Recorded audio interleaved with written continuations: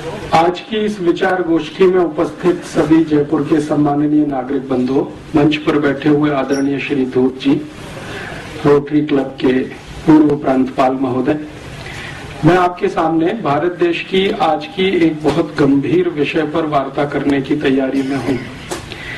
और वो गंभीर विषय क्यों है? क्योंकि हमारे देश में पिछले 10-12 वर्षों से, या अभी कहें तो 15 वर्षों से, सरकार की ओर से बहुत बड़े पैमाने पर एक अभियान चलाया जा रहा है। वो है उदारीकरण, वैश्वीकरण, ग्लोबलाइजेशन, लिबरलाइजेशन। पिछले 10-12-15 वर्षों से जब से ये अभियान चल रहा है, इस अभियान को अगर मैं समझ पा रहा हूँ तो ये ना तो ग्लोबलाइजेशन है, ना तो लिबरलाइजेशन है, ये भारतीय समाज का अमेरिकनाइजेशन करने की कोशिश हो रही है। क्योंकि अगर ग्लोबलाइजेशन की हम बात करें और लिबरलाइजेशन की बात करें तो वो बात कुछ दूसरे तरह की होती है। जैसे हम कहते हैं कि दुनिया जो है ना सबके लिए खुली है। अगर दुनिया सबके लिए खुली है और बार बार एक मुहावरा इस्तेमाल होता है कि अब पूरा विश्व एक गांव हो गया है, कोई कहीं भी आ सकता है, कोई कहीं भी जा सकता है, तो इस दृष्टि से मैंने उदारीकरण, वैश्वीकरण को समझने की कोशिश की है कि क्या सच में विश्व एक गांव हो गया है।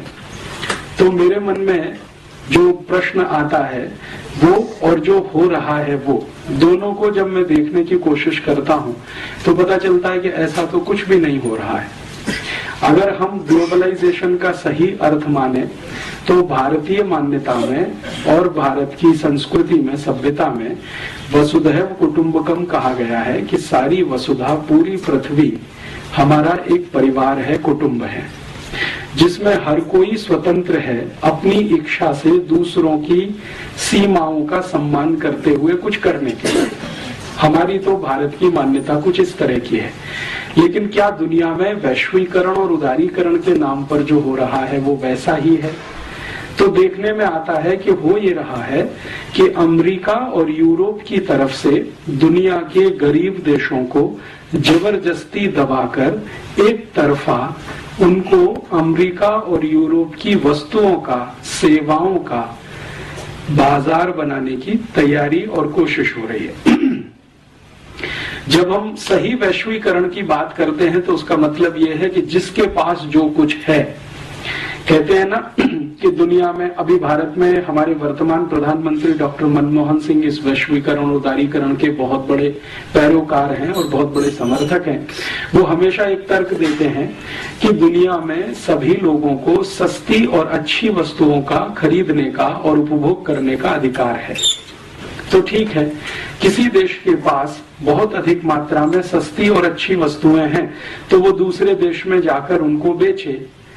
लेकिन इसके विपरीत अगर किसी देश के पास बहुत अच्छा और सस्ता श्रम है तो वो भी किसी दूसरे देश में जाकर बेचे।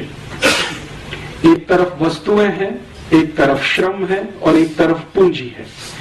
अगर किसी देश के पास बहुत सरप्लस में पूंजी है, बहुत अधिक मात्रा में पैसा है, जो पिछले 500-700 वर्षों में किसी ऐतिहासिक प्रक्रिया के तहत इकट्ठा हुआ है, जैसे यूरोप और अमेरिका में, तो वो तो स्वतंत्र हैं अपना पैसा लेकर कहीं भी जाने के लिए, कहीं भी लगाने के लिए, कहीं भी इन्वेस्ट करने के लिए, और सारे के सारे नियम, कायदे, कानून उसी हिसाब से बन रहे हैं। WTO की, विश्व व्यापार संगठन की, अंतर्राष्ट्रीय मुद्रा कोष और विश्व बैंक की जो शर्तें हैं वो कुछ इस तरह की हैं कि अमीर देश अपनी पूंजी को लेकर किसी भी देश में जाएं, कुछ भी उत्पादन करें, बिक्री करें और मुनाफा लेकर अपने देश में आए।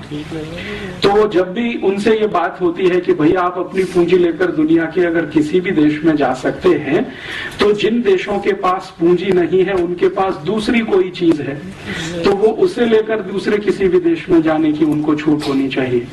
जैसे भारत के बारे में मैं बात करूं, अफ्रीका के बारे में बात करूं, एशिया के देशों के बारे में बात करूं, तो हमारे पास पूंजी अधिकता में नहीं है, क्योंकि एक ऐतिहासिक प्रक्रिया के तहत पिछले 500 साल में हमारी पूंजी को लूटा गया है। गुलाम बनाकर, कभी अंग्रेजों के द्वारा, कभी फ्रांसीसियों के द्वारा, कभी डच लोगों के द्वारा, कभी स्पेनिश लोगों के द्वारा समय समय पर हमारे देशों को, हमारे जैसे देशों को गुलाम बनाकर हमारी पूंजी को लूटा गया। तो हमारे पास तो सरप्लस में पूंजी नहीं है, लेकिन हमारे पास सरप्लस में श्रम है, लेबर है और स्किल्ड लेबर है। तो उदारीकरण में क्यों नहीं हमको इस बात की छूट होनी चाहिए कि हम हमारे अतिरिक्त श्रम को, अतिरिक्त लेबर को लेकर दुनिया के किसी भी देश में जाएं और उनको वहां हम काम पे लगाएं और उनके श्रम का जो मूल्य मिले वो भारत में लेके आएं। इसका अर्थ ये है कि हम हमारा दरवाजा अगर विदेशी पूंजी के लिए खोलते हैं तो अमेरिका और यूरोप के देशों के दरवाजे हमारे श्रमिकों के लिए क्यों ना खुले। भाई जिसके पास जो सरप्लस है वो अपना बेचे बाजार में।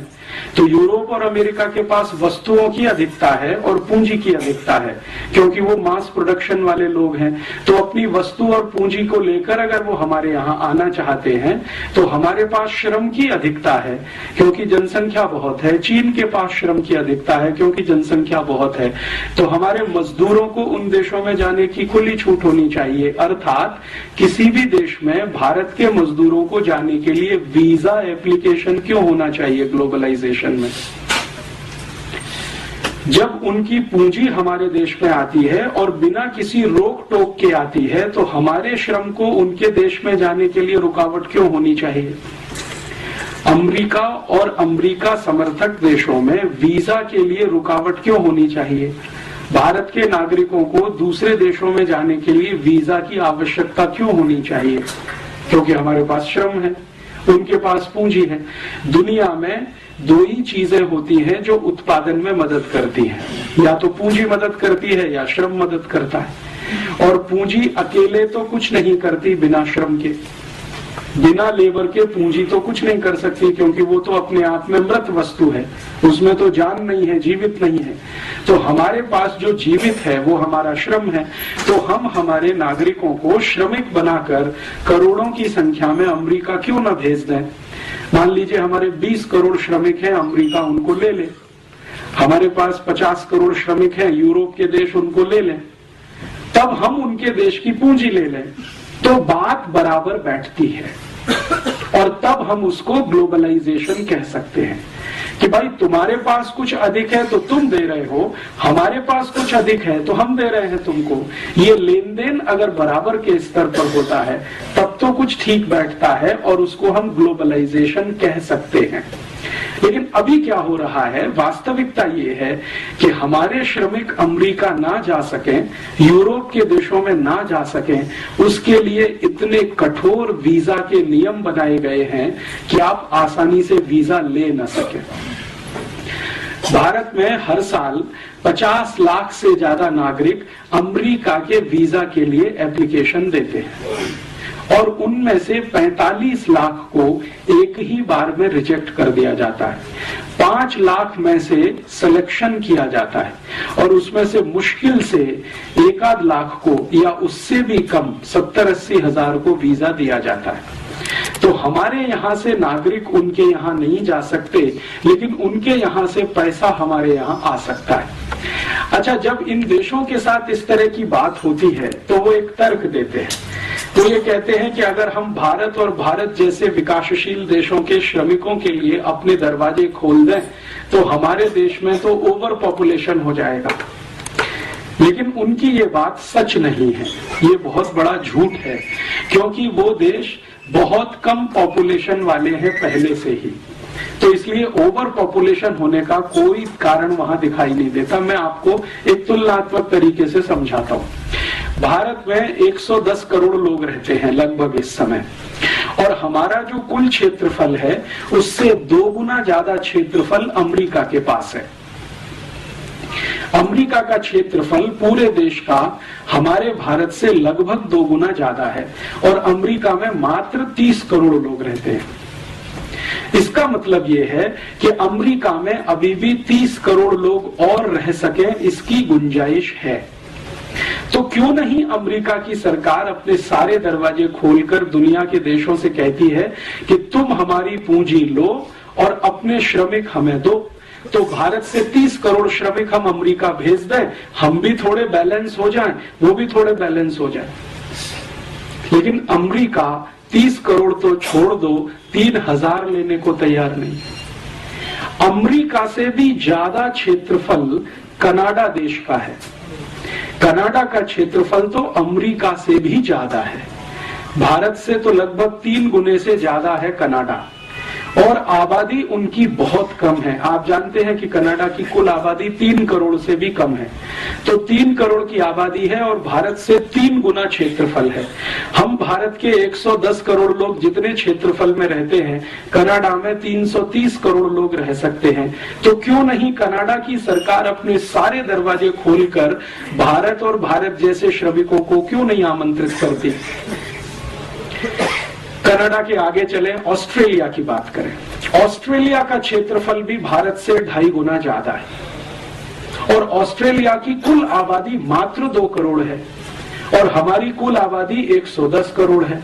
माने जितनी क्षेत्रफल में 110 करोड़ लोग रहते हैं, उतने क्षेत्रफल में ऑस्ट्रेलिया में 250 करोड़ लोग रह सकते हैं।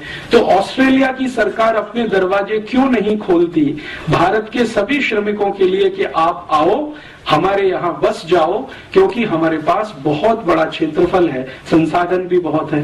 क्योंकि ऑस्ट्रेलिया की पूंजी भारत में आ रही है, तो भारत का अतिरिक्त श्रम ऑस्ट्रेलिया जा रहा है, ग्लोबलाइजेशन हो रहा है। और एक उदाहरण देता हूं, ऑस्ट्रेलिया के नजदीक में एक देश है न्यूजीलैंड, उसका भी क्षेत्रफल भारत से ज्यादा है और सौभाग्य दुर्भाग्य जो भी है, वहां रहने वाले लगभग 1 करोड़ के आसपास है, 1.25 करोड़ है। तो क्यों नहीं न्यूजीलैंड की सरकार ये कहती है कि आप आओ, आपके लिए सारे दरवाजे खुले हैं, हमारे पास पूंजी ज्यादा है, आपके पास श्रम ज्यादा है, आप अपने श्रमिकों को न्यूजीलैंड भेज दो, हम उनको खपा लेंगे, क्योंकि हमारे पास बहुत सारे रिसोर्सेज भी हैं और बहुत जमीन भी है। और ये जो न्यूजीलैंड है, ऑस्ट्रेलिया है, कनाडा है, ऐसे दुनिया में 145 देश हैं जिनकी जनसंख्या 1 करोड़ के आसपास है। और ये 145 देश 1-1 करोड़ के आसपास की जनसंख्या में रहते हैं।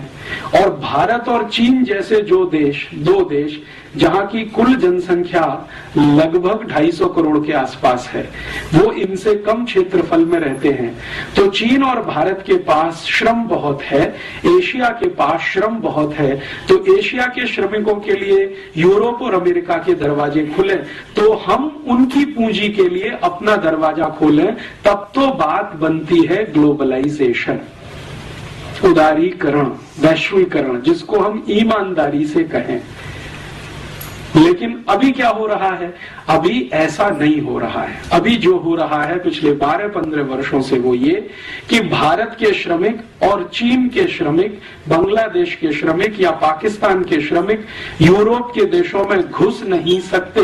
इतने कठोर वीजा के कानून पिछले 10-12 वर्षों में बनाए गए और ना सिर्फ कठोर कानून बनाए गए हैं, बल्कि बेईमानी भी शुरू की गई है।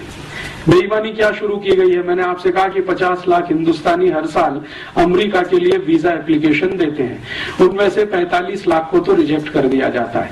लेकिन आप जानते हैं कि वीजा एप्लीकेशन करते समय फीस देनी पड़ती है और औसतन फीस अगर आप $500 मान लें, क्योंकि अलग अलग कैटेगरी के वीजा हैं और अलग अलग तरह की फीस है, तो हम सामान्य रूप से माने कि $500 की फीस एक एप्लीकेशन के साथ हमको देनी है, तो 50 लाख एप्लीकेशन में $500 का मल्टीप्लिकेशन कर लें। तो आप कल्पना करें कि हम हजारों, लाखों, करोड़ों डॉलर वीजा एप्लीकेशन फीस के साथ दे रहे हैं। तो जब वीजा हमारा रिजेक्ट किया जा रहा है, तो ईमानदारी के साथ हमारी फीस वापस होनी चाहिए। लेकिन अमेरिका की कोई भी एम्बेसी हमारी वीजा फीस को वापस नहीं करती है। इसका मतलब ये है कि अमेरिका की सभी एम्बेसियां पूरी बेईमानी के साथ इस देश को लूटने में लगी हुई हैं। ईमानदारी तो ये है कि अगर आप हमारा वीजा नहीं दे सकते तो फीस वापस कर दो और कह दो कि भाई आप अमेरिका जाने के लायक नहीं है। लेकिन हमारी फीस भी नहीं देते, पैसा भी रख लेते हैं, अपमान करके हमको एम्बेसी से निकाल भी दिया जाता है, फिर भी हम वहां लाइन लगा के खड़े रहते हैं। मैंने बहुत दुखद दृश्य मेरी आंखों से बार बार देखा है। दिल्ली, मुंबई, कलकत्ता, मद्रास में भारत के लोग गुलामों की तरह से अमेरिका एम्बेसी में वीजा के लिए लाइन लगाते हैं, जैसे भेड़ बकरियां लाइन लगाती हैं, और उनके साथ इतनी बदतमीजी और इतने अपमान का व्यवहार किया जाता है कि वो सुसाइड कर लेना वहां ज्यादा सम्मानजनक होता है। हर क्षण अपमान करते हैं। आपको इंटरव्यू के लिए बुलाया जाएगा और बहुत ही बदतमीजी के साथ आपसे सवाल किए जाएंगे। और सिर्फ इतना ही अपमान नहीं करते हैं, आप गलती से वीजा पा गए और अमेरिका के हवाई अड्डे पर पहुंच गए तो आपके कपड़े उतार सकते हैं और पूरे के पूरे उतार सकते हैं। और ये कोई साधारण आदमी के साथ होता हो तो हम चलो मान लेते हैं, लेकिन ये हमारे रक्षा मंत्रियों के साथ होता है, मुख्यमंत्रियों के साथ होता है। अभी थोड़े दिन पहले आप जानते हैं कि इस भारत देश के मध्य प्रदेश के मुख्यमंत्री श्री बाबूलाल गौर अमेरिका प्रवास पे गए और हवाई अड्डे पर सारे कपड़े उतरवा लिए। और श्री बाबूलाल गौर कहते हैं खुद कि मैं सिर्फ अंडरवियर पहने हुए था, बाकी सब उतारना पड़ा। इसी तरह से हमारे देश के एक बहुत बड़े समाजवादी नेता जॉर्ज फर्नांडीज जब भारत के रक्षा मंत्री की हैसियत से अमेरिका गए तो उनके सारे कपड़े उतार दिए, सिर्फ अंडरवियर पहने रह गए। तो भारत के रक्षा मंत्री का, भारत के मुख्यमंत्री का किसी भी हवाई अड्डे पर कपड़े का उतार दिया जाना, ये इस बात को बताता है कि उनकी जो मानसिकता है हमारे प्रति गुलामी वाली, वो अभी गई नहीं है। वो हमको अभी भी गुलाम मानते हैं। तो फिर ग्लोबलाइजेशन कैसे हो सकता है? जो भी कुछ हो रहा है वो अमेरिकनाइजेशन ही हो रहा है। वहां से तो सब कुछ यहाँ आए, वहां की कंपनियां यहाँ आए, वहां की सेवा करने वाली संस्था यहाँ आए, वहां के विशेषज्ञ यहाँ आए, डॉक्टर्स आए, चार्टेड अकाउंटेंट्स आए, इंजीनियर्स आए, वहां के एडवोकेट्स भारत में आए, सब कुछ वहां का यहाँ आए। वहां की दाल आए, चावल आए, चना आए, मटर आए, वहां की सब्जियां आए, सब कुछ। यहाँ से कुछ ना जाए वहां की संस्कृति आए, वहां की सभ्यता आए, वहां की परंपरा आए, सब कुछ आए, यहां से कुछ ना जाए वहां। तो ये तो कुछ ग्लोबलाइजेशन नहीं है और ये तो कुछ लिबरलाइजेशन भी नहीं है। और ग्लोबलाइजेशन और लिबरलाइजेशन के सही शब्दों को अगर अर्थ करना सीखें, उदारीकरण और वैश्वीकरण की सही परिभाषा करना सीखें, तो हमारे यहाँ संस्कृति में बहुत विस्तार पूर्वक कहा गया वसुधैव कुटुंबकम, मतलब पूरी दुनिया आपके लिए परिवार जैसी है। माने दुनिया के साथ आप परिवार जैसा व्यवहार करें। तो परिवार में जिस तरह का व्यवहार होता है वैसा आप दुनिया के साथ करें। ये भारतीयता और भारतीय परंपरा या भारतीय मान्यता में है। लेकिन वो व्यवहार कैसे करें? वो तो परिवार मानते नहीं है। वो तो मानते हैं कि आप गुलाम हैं, पहले भी थे, आज भी हैं, और आपकी गर्ज है जो आप अमेरिका आने के लिए वीजा एप्लीकेशन लगाते हैं। अमेरिका सरकार की कोई गर्ज नहीं है आपको बुलाने की। तो ये तो एक तरफा मामला है, ये तो दो तरफा है नहीं। तो एक तरफा मामले में तो ना तो लिबरलाइजेशन होता है, उदारीकरण होता है, ना तो वैश्वीकरण होता है। उसमें जो होता है वो करण वो होता है जिस देश से सब कुछ आ रहा है और यहां से कुछ नहीं जा पा रहा है। यहां से कुछ भी हम भेजें, जैसे हम अंगूर भेजें, आम भेजें, टमाटर भेजें, गाजर भेजें, मूली भेजें, तो वहां से रिजेक्ट हो जाता है। और वो आरोप ये लगाते हैं कि आपने इसमें बहुत यूरिया, बहुत डीएपी, बहुत सुपर फॉस्फेट मिला दिया, बहुत सारा पेस्टिसाइड मिला दिया, अब ये जहर हो गया है, तो भारत का तो हम ये नहीं ले सकते।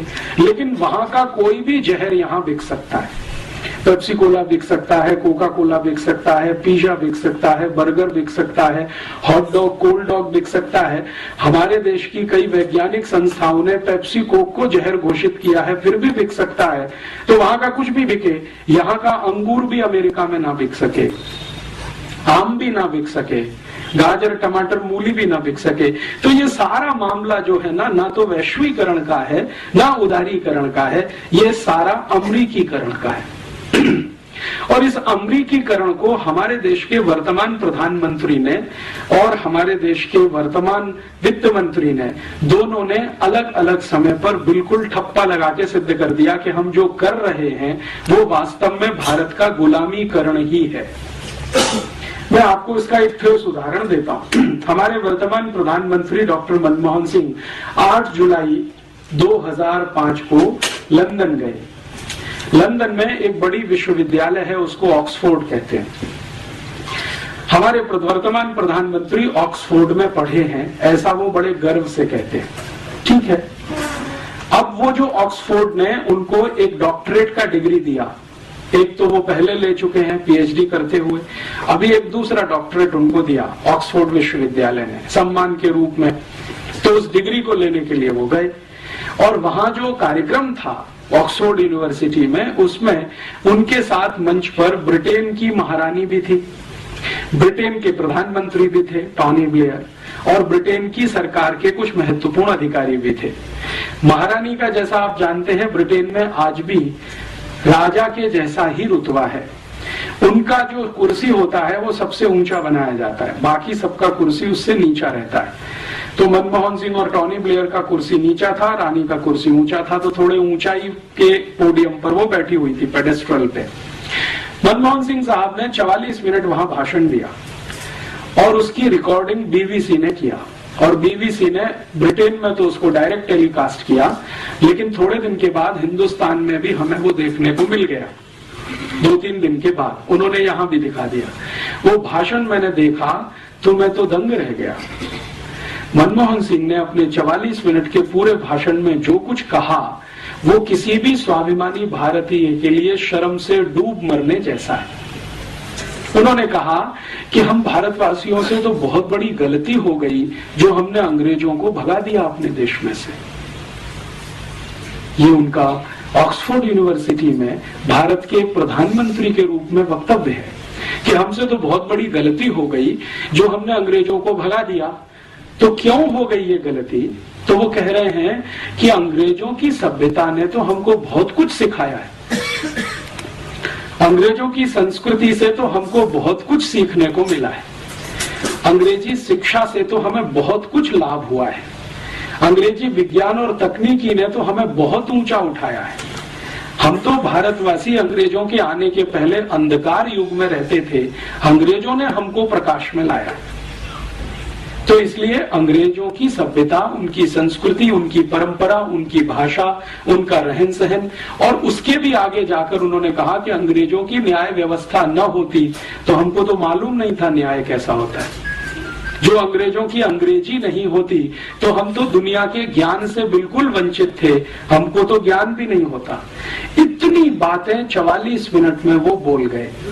उनका जो पहला ही वाक्य है, अगर हम उसको ठीक से समझने की कोशिश करें कि हमसे तो गलती हो गई जो हमने अंग्रेजों को भगा दिया, इसका सीधा सा मतलब ये है कि अंग्रेजों को भगाने वाले जितने भी भारतीय थे वो सब मनमोहन सिंह की नजर में गलत हैं। अर्थात महात्मा गांधी गलत हैं, भगत सिंह गलत हैं, ऊधम सिंह गलत हैं, चंद्रशेखर आजाद गलत हैं, तात्या टोपे गलत हैं, झांसी की रानी गलत है, कित्तूर चेन्नम्मा गलत है।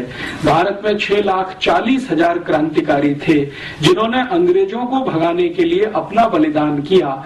उन सबका अपमान मनमोहन सिंह ने एक वाक्य में कर दिया कि हमसे तो गलती हो गई जो हमने अंग्रेजों को भगा दिया। नहीं भगाते तो शायद और अच्छा होता भारत, जो आज का भारत है ये और अच्छा होता।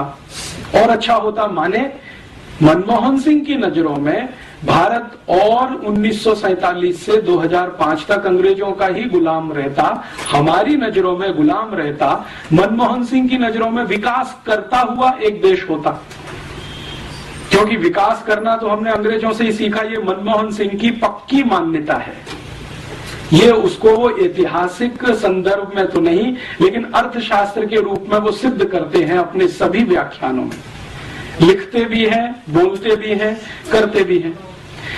अभी भारत में शायद मनमोहन सिंह से ज्यादा अंग्रेजियत वाला दूसरा कोई व्यक्ति मिलेगा जिसको आप टॉर्च लेके ढूंढो, जो इतना पक्का अंग्रेज होगा।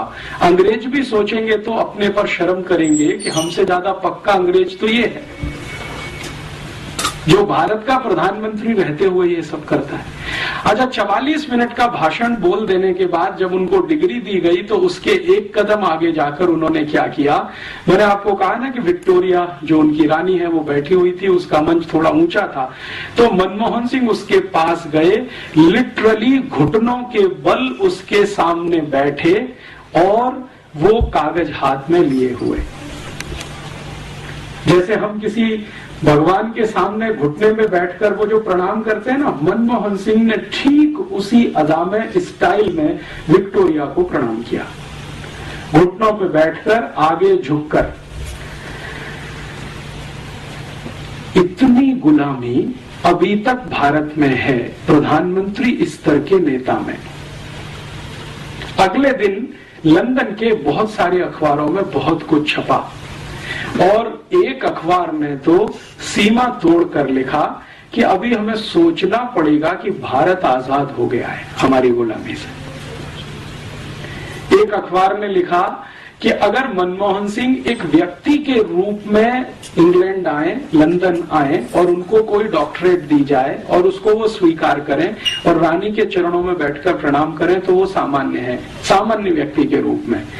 लेकिन भारत के प्रधानमंत्री के रूप में अगर वो आए हैं और इस तरह का व्यवहार करते हैं तो हमें ये सोचना पड़ेगा कि भारत स्वतंत्र हो गया है। ये जो मानसिकता है, ये मनमोहन सिंह तो मैंने एक निमित्त रूप में नाम लिया है, आपको समझ में आ जाए जल्दी, क्योंकि ये तत्काल की घटना है।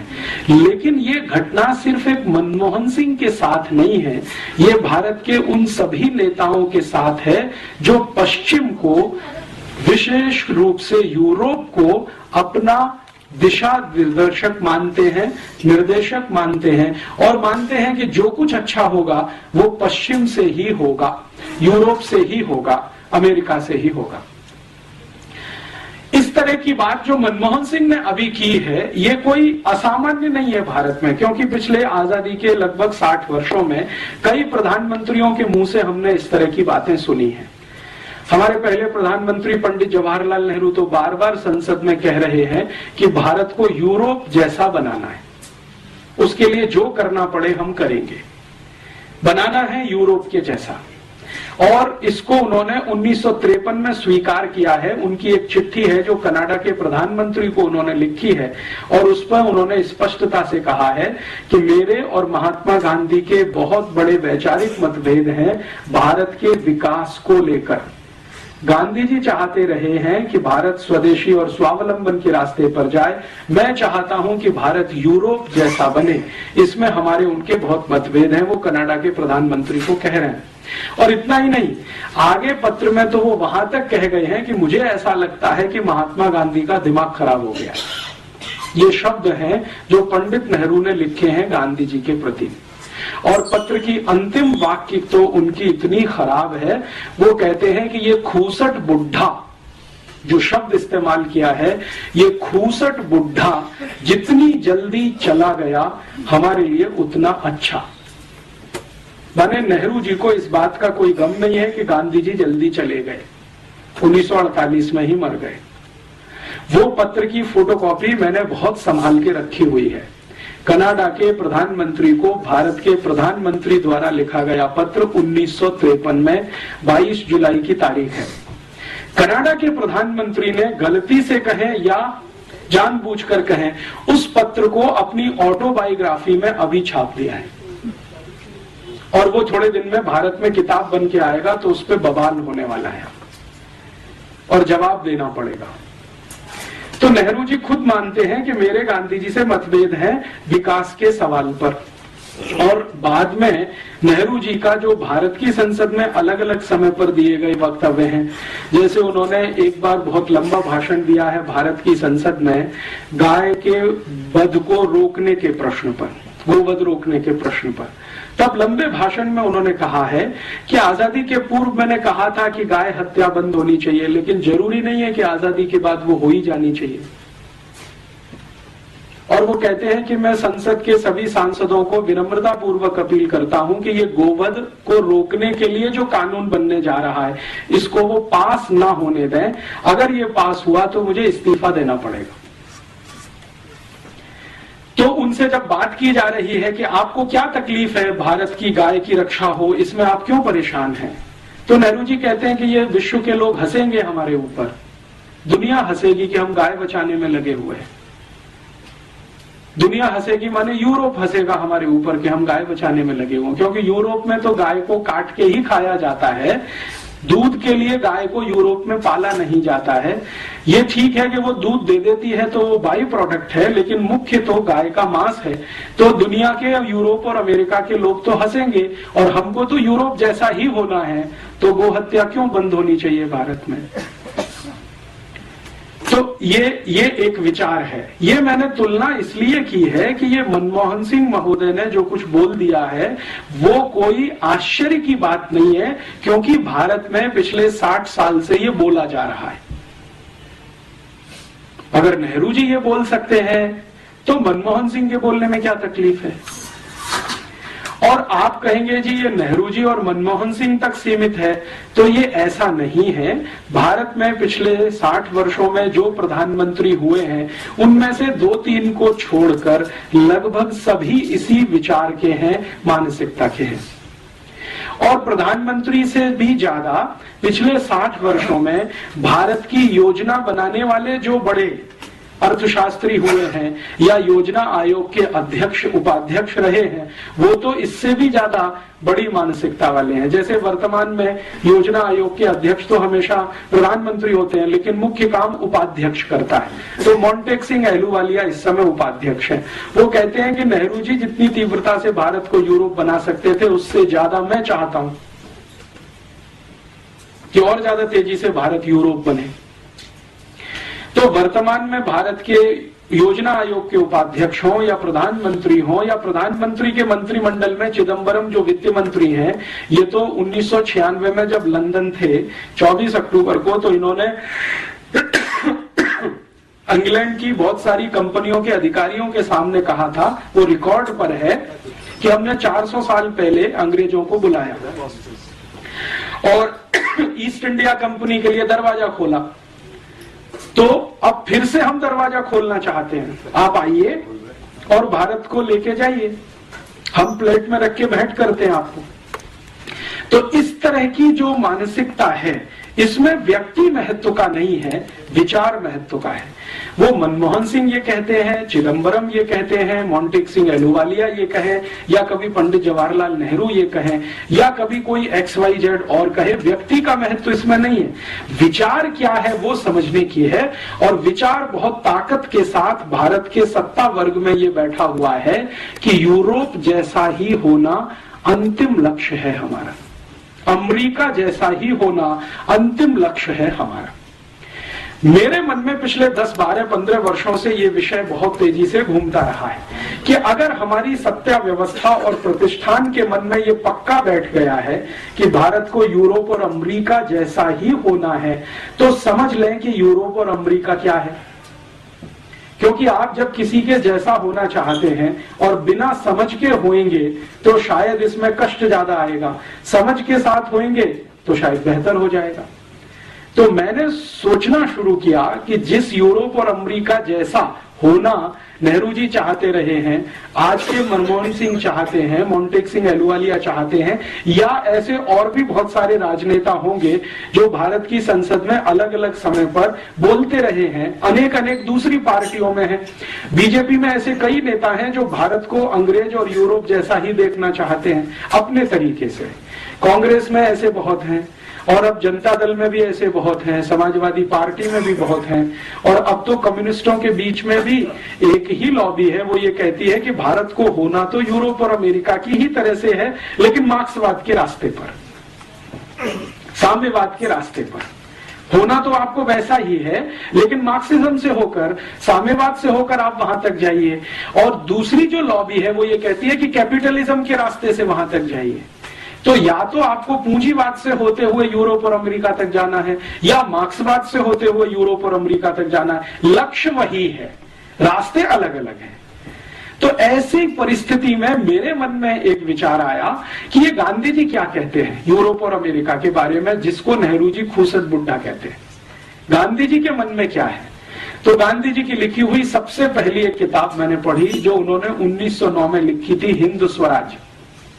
बहुत पतली सी पुस्तक है और मेरी विनम्र प्रार्थना है आप सब पढ़ें तो बहुत अच्छा है, तो उनके बारे में बहुत सारी जो गलतफहमियां समाज में है वो दूर हो जाए शायद। उस पुस्तक में गांधी जी लिख रहे हैं कि ये यूरोप और अमेरिका की जो सभ्यता है ये तो बिल्कुल शैतानी सभ्यता है। शैतान शब्द उन्होंने इस्तेमाल किया है और गांधी जी के सामने बहुत बार उस पुस्तक को रखकर पंडित नेहरू ने और भारत के कई नेताओं ने आपत्ति उठाई है कि आपने इतना कड़ा शब्द क्यों लिखा है कि ये शैतानी सभ्यता है। तो गांधी जी कहते हैं कि मैंने ये बहुत समझ बूझकर लिखा है, भावनात्मक आवेश में आकर नहीं लिखा है। मैंने इस यूरोप और अमेरिका की सभ्यता को समझने में अपने जीवन के उस दिन से, जिस दिन से मैं लंदन आया, गांधी जी जब लंदन गए हैं पढ़ाई करने के लिए और वापस आए हैं, तो वो कह रहे हैं कि इस पूरे समय को मैंने इस सभ्यता को समझने में ही लगाया है और मेरी जो समझ बनी है इस सभ्यता के बारे में वो ऐसी ही है कि ये शैतानी सभ्यता है। भारत में कभी किसी पुराने काल में कोई राक्षसी सभ्यता होती होगी, ये उससे भी नीचे गिरी हुई है। इतने कड़े शब्दों में वो कह रहे हैं। इससे भी ज्यादा कड़े शब्दों में गांधी जी ने एक और टिप्पणी की है जो दर्ज है, जिसको उन्होंने आज तक वापस नहीं लिया अपने मरने के पहले तक। वो टिप्पणी ये है, वो ये कह रहे हैं कि ये जो पार्लियामेंट्री डेमोक्रेसी है, संसदीय लोकतंत्र जो हमने इंग्लैंड से उधार ले लिया है या इंग्लैंड ने जबरदस्ती हमारे ऊपर थोप दिया है, ये तो किसी वैश्यावृत्ति से भी नीचे गिरा हुआ है। गांधी जी कहते हैं कि वैश्यावृत्ति करना संसदीय लोकतंत्र में जाने से बेहतर है। इतने कड़े शब्द हैं उनके। और भारत की संसद उस समय बन रही है जब गांधी जी आए हैं, 1914 में भारत आए हैं, तो संसद का ये निर्माण कार्य चल रहा है जो वर्तमान में आपको दिखाई देता है और 1925 में ये संसद बनकर पूरी हुई है और इसमें से बैठकें होना शुरू हुई हैं। तो गांधी जी कहते हैं कि ये तो हमने एक बांझ को खड़ा कर दिया है जिसमें फर्टिलिटी नहीं है।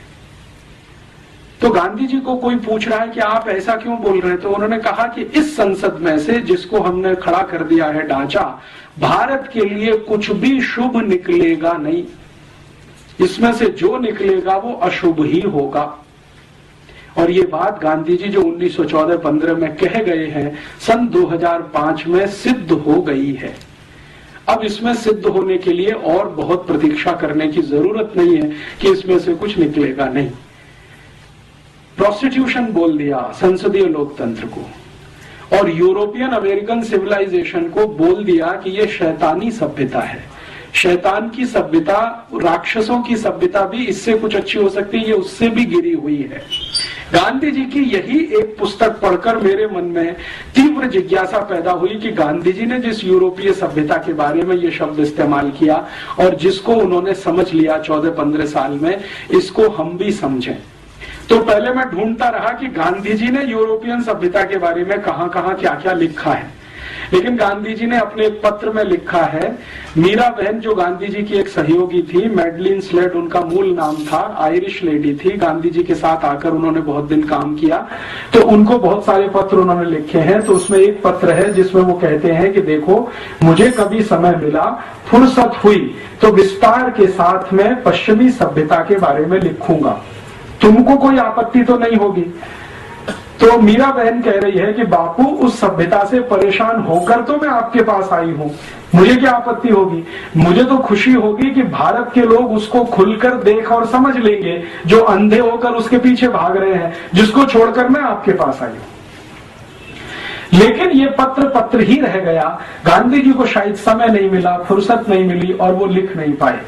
यूरोपीय और पश्चिमी सभ्यता के बारे में ज्यादा वो कुछ कह नहीं पाए, सिर्फ संकेत भर कुछ उन्होंने कर दिए। बाद में मैंने ढूंढना शुरू किया कि गांधी जी के जो समकालीन हैं, दो को किसी ने कुछ लिखा हो यूरोपीय सभ्यता के बारे में। तो गांधी जी के जो समकालीन हैं और कुछ अच्छे लेखक इस देश में माने जाते हैं, उनमें से 2-3 ने कोशिश किया, लेकिन वो भी भरपूर तरीके से नहीं लिखा, संकेत मात्र है। जैसे एक जैनेन्द्र कुमार जैन बड़े हिंदी के लेखक हुए, गांधी जी से बहुत प्रभावित थे, पश्चिमी सभ्यता के बारे में उन्होंने कुछ लिखा है। अभी थोड़े दिन पहले हिंदी के एक बड़े लेखक का स्वर्गवास हुआ, श्री निर्मल वर्मा। उन्होंने थोड़ी कोशिश की है और पश्चिमी सभ्यता को गांधी जी की दृष्टि से देखने की, लिखने की, लेकिन श्री निर्मल वर्मा ने पश्चिमी सभ्यता के बारे में 2-3 फुटकर लेख लिखे हैं, कोई बड़ा पुस्तक नहीं लिख पाए। ऐसे हमारे देश में कुछ और भी हिंदी के लेखक हुए, कुछ कन्नड़ के हैं, तमिल तेलुगु में है। तेलुगु के एक बड़े लेखक हैं शास्त्री, वासुदेव शास्त्री करके, जो नारायण ये पीवी नरसिम्हा राव मंत्रिमंडल में कुछ समय तक उनके सलाहकार में थे। वो भी कुछ लिख कर गए हैं, लेकिन वैसा नहीं जैसा गांधी जी चाहते।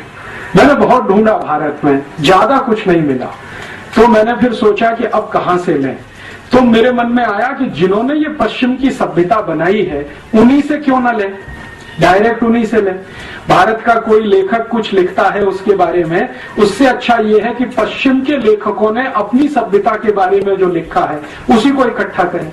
आप जानते हैं कि ये पूरी की पूरी पश्चिमी सभ्यता या यूरोपियन सभ्यता या अमेरिकी सभ्यता, जो भी नाम ले, इसका सबसे बड़ा अथॉरिटी अगर कोई माना जाता है पूरी दुनिया में, वो है प्लेटो। प्लेटो के बारे में दुनिया के सभी दार्शनिक एक वाक्य कहते हैं और वो बहुत महत्व का है, बहुत महत्व का है। वो वाक्य है, the whole of the European civilisation is a foot note of Plato. The whole of the European civilisation is a foot note of Plato. माने पूरी की पूरी यूरोपियन सभ्यता, पश्चिमी सभ्यता प्लेटो के फुट नोट के जैसी है। फुटनोट तो आप समझते हैं, किताब के नीचे जो कुछ आपने लिख दिया है। इसका मायने ये है कि प्लेटो यूरोपियन सिविलाइजेशन का सबसे बड़ा अथॉरिटी है। मैंने प्लेटो को पढ़ना शुरू किया और प्लेटो की जितनी भी पुस्तकें उपलब्ध हैं बाजार में, हिंदी में हो या अंग्रेजी में या किसी अन्य भाषा में, मैंने कोशिश की है कि उसको मैं जानूं।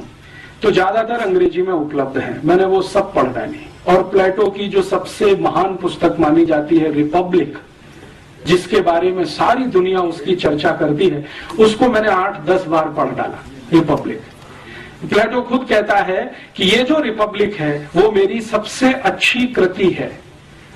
प्लेटो ने बहुत कुछ लिखा, लेकिन रिपब्लिक के बारे में वो खुद कहता है कि ये मेरी सबसे अच्छी कृति है। सोक्रेटिस, सुकरात, जो बहुत कुछ लिख गए अपनी सिविलाइजेशन के बारे में, उनका मैंने कुछ इकट्ठा किया। देकार्ते, बहुत बड़े दार्शनिक हैं यूरोप के, उनका बहुत कुछ इकट्ठा किया। लेविनिज, बहुत बड़े फिलोसोफर माने जाते हैं, उनका इकट्ठा किया। रूसो, जो मॉडर्न फिलोसोफर्स में जिसकी सबसे बड़ी ऊंचाई है पूरे यूरोप में, रूसो, उनका लिखा हुआ सब इकट्ठा किया। और यूरोप की अलग अलग विश्वविद्यालयों में अलग अलग समय पर उनकी सभ्यता के बारे में जो रिसर्चेस हुए हैं, उनके पेपर्स भी इकट्ठे किए। सबसे ज्यादा रिसर्च हुई है यूरोपियन सिविलाइजेशन पर, तो फ्रेंच में हुई है। फ्रांस की जो यूनिवर्सिटी है लियों में, जो सबसे बड़ी विश्वविद्यालय, पेरिस यूनिवर्सिटी जिसको कहते हैं, उसमें सबसे ज्यादा काम हुआ है यूरोपियन सिविलाइजेशन पर। वहां से कुछ पेपर्स इकट्ठे किए। उसके बाद थोड़ा बहुत लंदन में हुआ है, ऑक्सफोर्ड में काम हुआ है, वहां से इकट्ठे किए। और अमेरिका में जो सबसे बड़ी यूनिवर्सिटी मानी जाती है हार्वर्ड, वहां से कुछ पेपर्स इकट्ठे किए। और इतने सारे पेपर्स इकट्ठा करके पिछले कई वर्षों से लगातार मैं पढ़ता रहा, समझता रहा, नोट्स लेता रहा और कुछ लिखता रहा। उन सबको समझकर और देखकर जो पता चला, तो बात बिल्कुल सही है जो गांधी जी बोल गए कि ये शैतानी सभ्यता है। गांधी जी जो बोल गए हैं, शायद वो कुछ कम बोल गए हैं। इतना सब पढ़ने के बाद मुझे लगता है कि ये उससे भी ज्यादा आगे गिरी हुई सभ्यता है। इस सभ्यता के कुछ बिंदु मैं आपके सामने अभी लाना चाहता हूं। जिस यूरोपियन और अमेरिकन सिविलाइजेशन की तरफ हम अंधे होकर दौड़ रहे हैं, हमसे मतलब हमारी राज व्यवस्था, हमारी जो पॉलिटिकल इकोनॉमी है, वो अंधा होकर जो दौड़ रही है और हमारे देश के जो राज्य चलाने वाले लोग हैं उसको मैं समझना चाहता हूं कि इसमें बुराई क्या है और कुछ अच्छाई है तो वो भी दिखाई दे। तो उस दृष्टि से मैंने थोड़ा तटस्थ होकर उनके यहाँ से कुछ इकट्ठा किया है। मेरे अपने 15 साल का जो अभ्यास क्रम है इस विषय का, वो ये बताता है कि किसी भी सभ्यता को अगर देखना हो, ठीक से समझना हो, तो उसकी प्राइवेट लाइफ आपको पता होना बहुत आवश्यक है। क्योंकि जो सिविलाइजेशन होती है वो प्राइवेट लाइफ से शुरू होती है। निजी जीवन जो होता है आपका, वो आपकी सिविलाइजेशन को पूरी तरह से बताता है। जो सार्वजनिक जीवन है वो सिविलाइजेशन को कई बार नहीं बताता। क्यों? क्योंकि सार्वजनिक जीवन में आप कई बार पाखंड कर रहे होते हैं, ढोंग कर रहे होते हैं, आप जो नहीं होते हैं उसको दिखाने की कोशिश कर रहे होते हैं। तो सार्वजनिक जीवन तो बहुत विवादास्पद हो जाता है। निजी जीवन में विवाद नहीं होता क्योंकि वहां जो है वो है। घर के अंदर आप जैसे हैं वो आपका प्राइवेट लाइफ बता देता है कि आपकी सिविलाइजेशन कैसी है। तो यूरोपियन परिवार की या यूरोपियन समाज की, और यूरोपियन समाज में मैं जब भी कहूंगा तो अमेरिका शामिल है, तो यूरोपियन समाज की निजी जिंदगी को जानने की पिछले कुछ साल में कोशिश करता रहा। उसमें से जो तथ्य निकल कर आए हैं वो बहुत ऐसे हैं जो झकझोर देते हैं, कई बार स्वीकार नहीं होते हैं, कई बार डाइजेस्ट नहीं होते हैं। मुझको ये सारे तथ्य डाइजेस्ट होने में बहुत साल लग गए और मैं, मेरे गुरु जिनका नाम है श्री धर्मपाल, जिन्होंने मुझे इस काम में बहुत बड़ी मदद की, उनके साथ इस विषय पर घंटों घंटों बहस करता रहा हूं पिछले 1997 से आज तक। तो वो ये कहते हैं कि तुमको क्या तकलीफ होती है ये सत्य को स्वीकार करने में जैसा वो है। मैंने कहा मुझे जो बताया गया है यूरोप के बारे में और अमेरिका के बारे में वो इन तथ्यों से बिल्कुल उल्टा है। तो उन्होंने कहा कि सोच लो, जो तुम्हें बताया गया है वो गलत है और जो अभी तुम देख रहे हो वो ही सच है। तो मैं उनसे हमेशा ये पूछता रहा कि जिन लोगों ने मुझे ये बताया कि यूरोप ऐसा है, अमेरिका ऐसा है, उन लोगों ने शायद इनको जानबूझकर छुपा के रखा हमसे। तो उनका इसलिए कि उनको तुम्हें गुलाम बना के रखना था। तो अंग्रेजों ने अपने बारे में योग बताया वो थोड़ा अच्छा ही होगा, खराब क्यों बताएंगे? खराब तो तुमको खोजना पड़ेगा अगर उनका पूरा सत्य देखना है तो वो जो कुछ दिखाई देता है वो गांधी जी के कहे से बिल्कुल मेल खाता है। अभी मैं यूरोपियन सभ्यता के बारे में आगे बढ़ूं उससे पहले एक सत्य उनका आपके सामने उद्घाटित करूं। वो आप सब जानते हैं लेकिन ध्यान में लाने के लिए, यूरोप जो है वो एक खास तरह के वातावरण में रहने वाला इलाका है। खास तरह का वातावरण माने जहां ठंड बहुत होती है, तापमान बहुत बार -20 डिग्री सेंटीग्रेड से भी नीचे चला जाता है, कई बार -40 डिग्री सेंटीग्रेड हो जाता है। दुनिया में माना जाता है कि 0 डिग्री तापमान जो है ना सबसे न्यूनतम है, लेकिन वो -20 उससे भी नीचे है, -40 और ज्यादा नीचे है। तो कई बार -20 -40 डिग्री सेंटीग्रेड टेम्परेचर हो जाए और वो 2-2 3-3 महीने तक लगातार रहे, तो आप कल्पना करिए कि कैसा इलाका होगा। भयंकर ठंड वाला, बर्फ वाला इलाका है। यूरोप में 23 देश तो ऐसे हैं जहां साल में 9 महीने सूर्य का प्रकाश जमीन पर नहीं आता। 23 देशों में तो सूर्य का प्रकाश 9 महीने तक जमीन पे नहीं आता। परिणाम क्या होगा? जिन देशों में 9 महीने तक सूर्य का प्रकाश जमीन पर नहीं आएगा, वहां की जमीन में घास का तिनका कैसे उगेगा? क्योंकि पूरा का पूरा जो साइंस है, बोटेनिकल और प्लांट वैरायटीज का जो साइंस है, वो तो ये कहता है कि बिना सूर्य के प्रकाश के जमीन से अंकुरण नहीं होता। बीज आप कितना भी डालो, लेकिन उसमें अंकुरण होने के लिए जो गर्मी चाहिए वो गर्मी सूर्य ही देता है। तो बीज तो आपने डाल दिया, लेकिन अंकुरण की ताकत तो सूर्य के प्रकाश में है। 9 महीने तक सूर्य का प्रकाश जिस क्षेत्र में नहीं आएगा, वहां 9 महीने तक तो जमीन में से कुछ नहीं उगेगा। तो यूरोप के 23 देशों में साल में 9 महीने जमीन में से कुछ उत्पादन नहीं होता और 6 महीने तक तो बर्फ ही बर्फ रहती है। और बर्फ भी इतनी होती है कि उसको काट कर हटाना उनके जिंदगी का सबसे बड़ा काम है। आज आप कनाडा चले जाइए इस समय ऑस्ट्रेलिया चले जाइए, न्यूजीलैंड चले जाइए, फ्रांस में चले जाइए, तो वहां की सरकारों की बहुत सारी संस्थाएं और प्रशासन बर्फ हटाने के काम में ही रात दिन लगा रहता है ताकि सड़क को चलने लायक बनाया जा सके। और यूरोप में ज्यादातर घर जो होते हैं वहां दरवाजे दो तरह के हैं, एक तो आपका फ्रंट डोर है और एक छत के ऊपर से है। कई बार बर्फ इतनी होती है कि सामने का दरवाजा बंद होता है सड़क वाला, तो छत के ऊपर के दरवाजे से जाना पड़ता है। ऐसा इलाका है। तो उससे मैं एक ही बात आपके ध्यान में लाना चाहता हूं, बहुत ठंडी वाला इलाका है, बहुत सर्दी वाला इलाका है, ठंड सबसे ज्यादा होती है। गर्मी क्या होती है ये यूरोप के लोगों को अंदाजा नहीं है। कभी तापमान गर्मियों में 30 डिग्री के ऊपर चला जाए तो हाय तौबा हो जाती है। तो ऐसा एक क्षेत्र है, विशेष क्षेत्र है।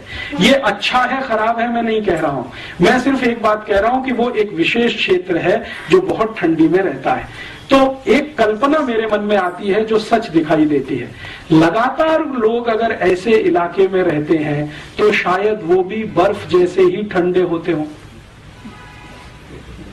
सालों साल सालों साल सालों साल अगर आपको रहना पड़े, पीढ़ी दर पीढ़ी, पीढ़ी दर पीढ़ी, पीढ़ी दर पीढ़ी, कोई 10-20 साल का कहानी नहीं है, 2000, 2500, 3000 साल का कहानी।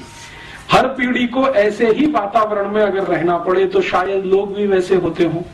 बर्फ जैसे ठंडा होने का मतलब है मानसिकता के स्तर पर, माने भावनात्मक कम होना, रागात्मक कम होना, सहृदयात्मक कम होना, क्योंकि ये तो सब गर्म देशों की निशानियां हैं। और बहुत बार मैं मेरे मन में एक प्रश्न उठाता रहता हूं कि ये यूरोप का पूरा इलाका एक भी किसी सभ्यता को जन्म नहीं दे पाया अपने के बाद, और एक भी धर्म को नहीं दे पाया अपने के बाद। उनका अपना धर्म जिसको आज वो मानते हैं वो भी एशिया से गया है, जिसको क्रिश्चियनिटी कहा जाता है, वो यूरोप में नहीं है। आप जानते हैं इजराइल है, इजराइल एशिया में है और इजराइल उतना ही गर्म स्थान है जितने हम लोग हैं। हमारे यहाँ जिस तरह का वातावरण है लगभग उसी तरह का वहां है। अरब देशों में जिस तरह का वातावरण है लगभग इजराइल में वैसा ही है। तो सामान्य रूप से एशिया को गर्म माना जाता है। तो ये गर्म स्थान में से ही ईसाईयत निकली है, इसी गर्म स्थान में से इस्लाम निकला है और इसी गर्म स्थान में से हिंदुइज्म निकला है या भारतीयता निकली है। क्या कारण है ठंडे इलाकों से कोई धर्म नहीं निकलता? शायद उनके ठंडेपन के कारण, क्योंकि ठंडे इलाकों के लोगों की जो प्राथमिकताएं हैं वो गर्म इलाके के लोगों से बिल्कुल अलग होंगी। आप जरा सोचें, अगर मान लीजिए लगातार पीढ़ी दर पीढ़ी आपको बहुत बर्फ के क्षेत्र में रहना है तो आपकी प्राथमिकताएं तो बिल्कुल अलग होने वाली हैं उन लोगों से जो पीढ़ी दर पीढ़ी गर्म इलाकों में रहते हैं। तुलनात्मक रूप से प्राथमिकताएं तो अलग होने ही वाली है। तो प्राथमिकताओं के अलग होने से शायद और दूसरी चीजें भी आती होंगी। अगर हमारी प्राथमिकता है तो उसमें से हम अपनी तरह की दुनिया बनाएंगे। सारी दुनिया प्राथमिकता के हिसाब से बनती है। हमारे घर की कुछ प्राथमिकताएं हैं, उसके हिसाब से हम हमारा घर बनाते हैं। दूसरे के घर की प्राथमिकताएं कुछ अलग हैं, उसके हिसाब से वो अपना घर बनाता है। दो घरों की प्राथमिकताएं कभी एक जैसी नहीं होती, तो दो घरों की वास्तु और रचना भी एक जैसी नहीं होती। दो घरों की रसोइयां भी एक जैसी नहीं होती। किसी घर की रसोई में कुछ खास तरह की चीज है, दूसरे में कुछ खास तरह की चीज है। वो सब प्राथमिकताओं का किस्सा है। तो यूरोप के लोगों की प्राथमिकताएं शायद सबसे ज्यादा ये होती होंगी, इस बर्फ से बचना, इस ठंड से बचना, किसी तरह अपने को जिंदा बनाकर रखना, किसी भी तरह अपने को जिंदा बनाकर रखना, ये उनकी सबसे बड़ी प्राथमिकता होती होगी। इसलिए उनको हर समय, हर क्षण, हर स्थान पर एयर कंडीशनिंग की जरूरत पड़ती है। हमको नहीं है, क्योंकि हमारी प्राथमिकता में ठंड से लगातार बचना शामिल नहीं है। तो शायद नहीं है।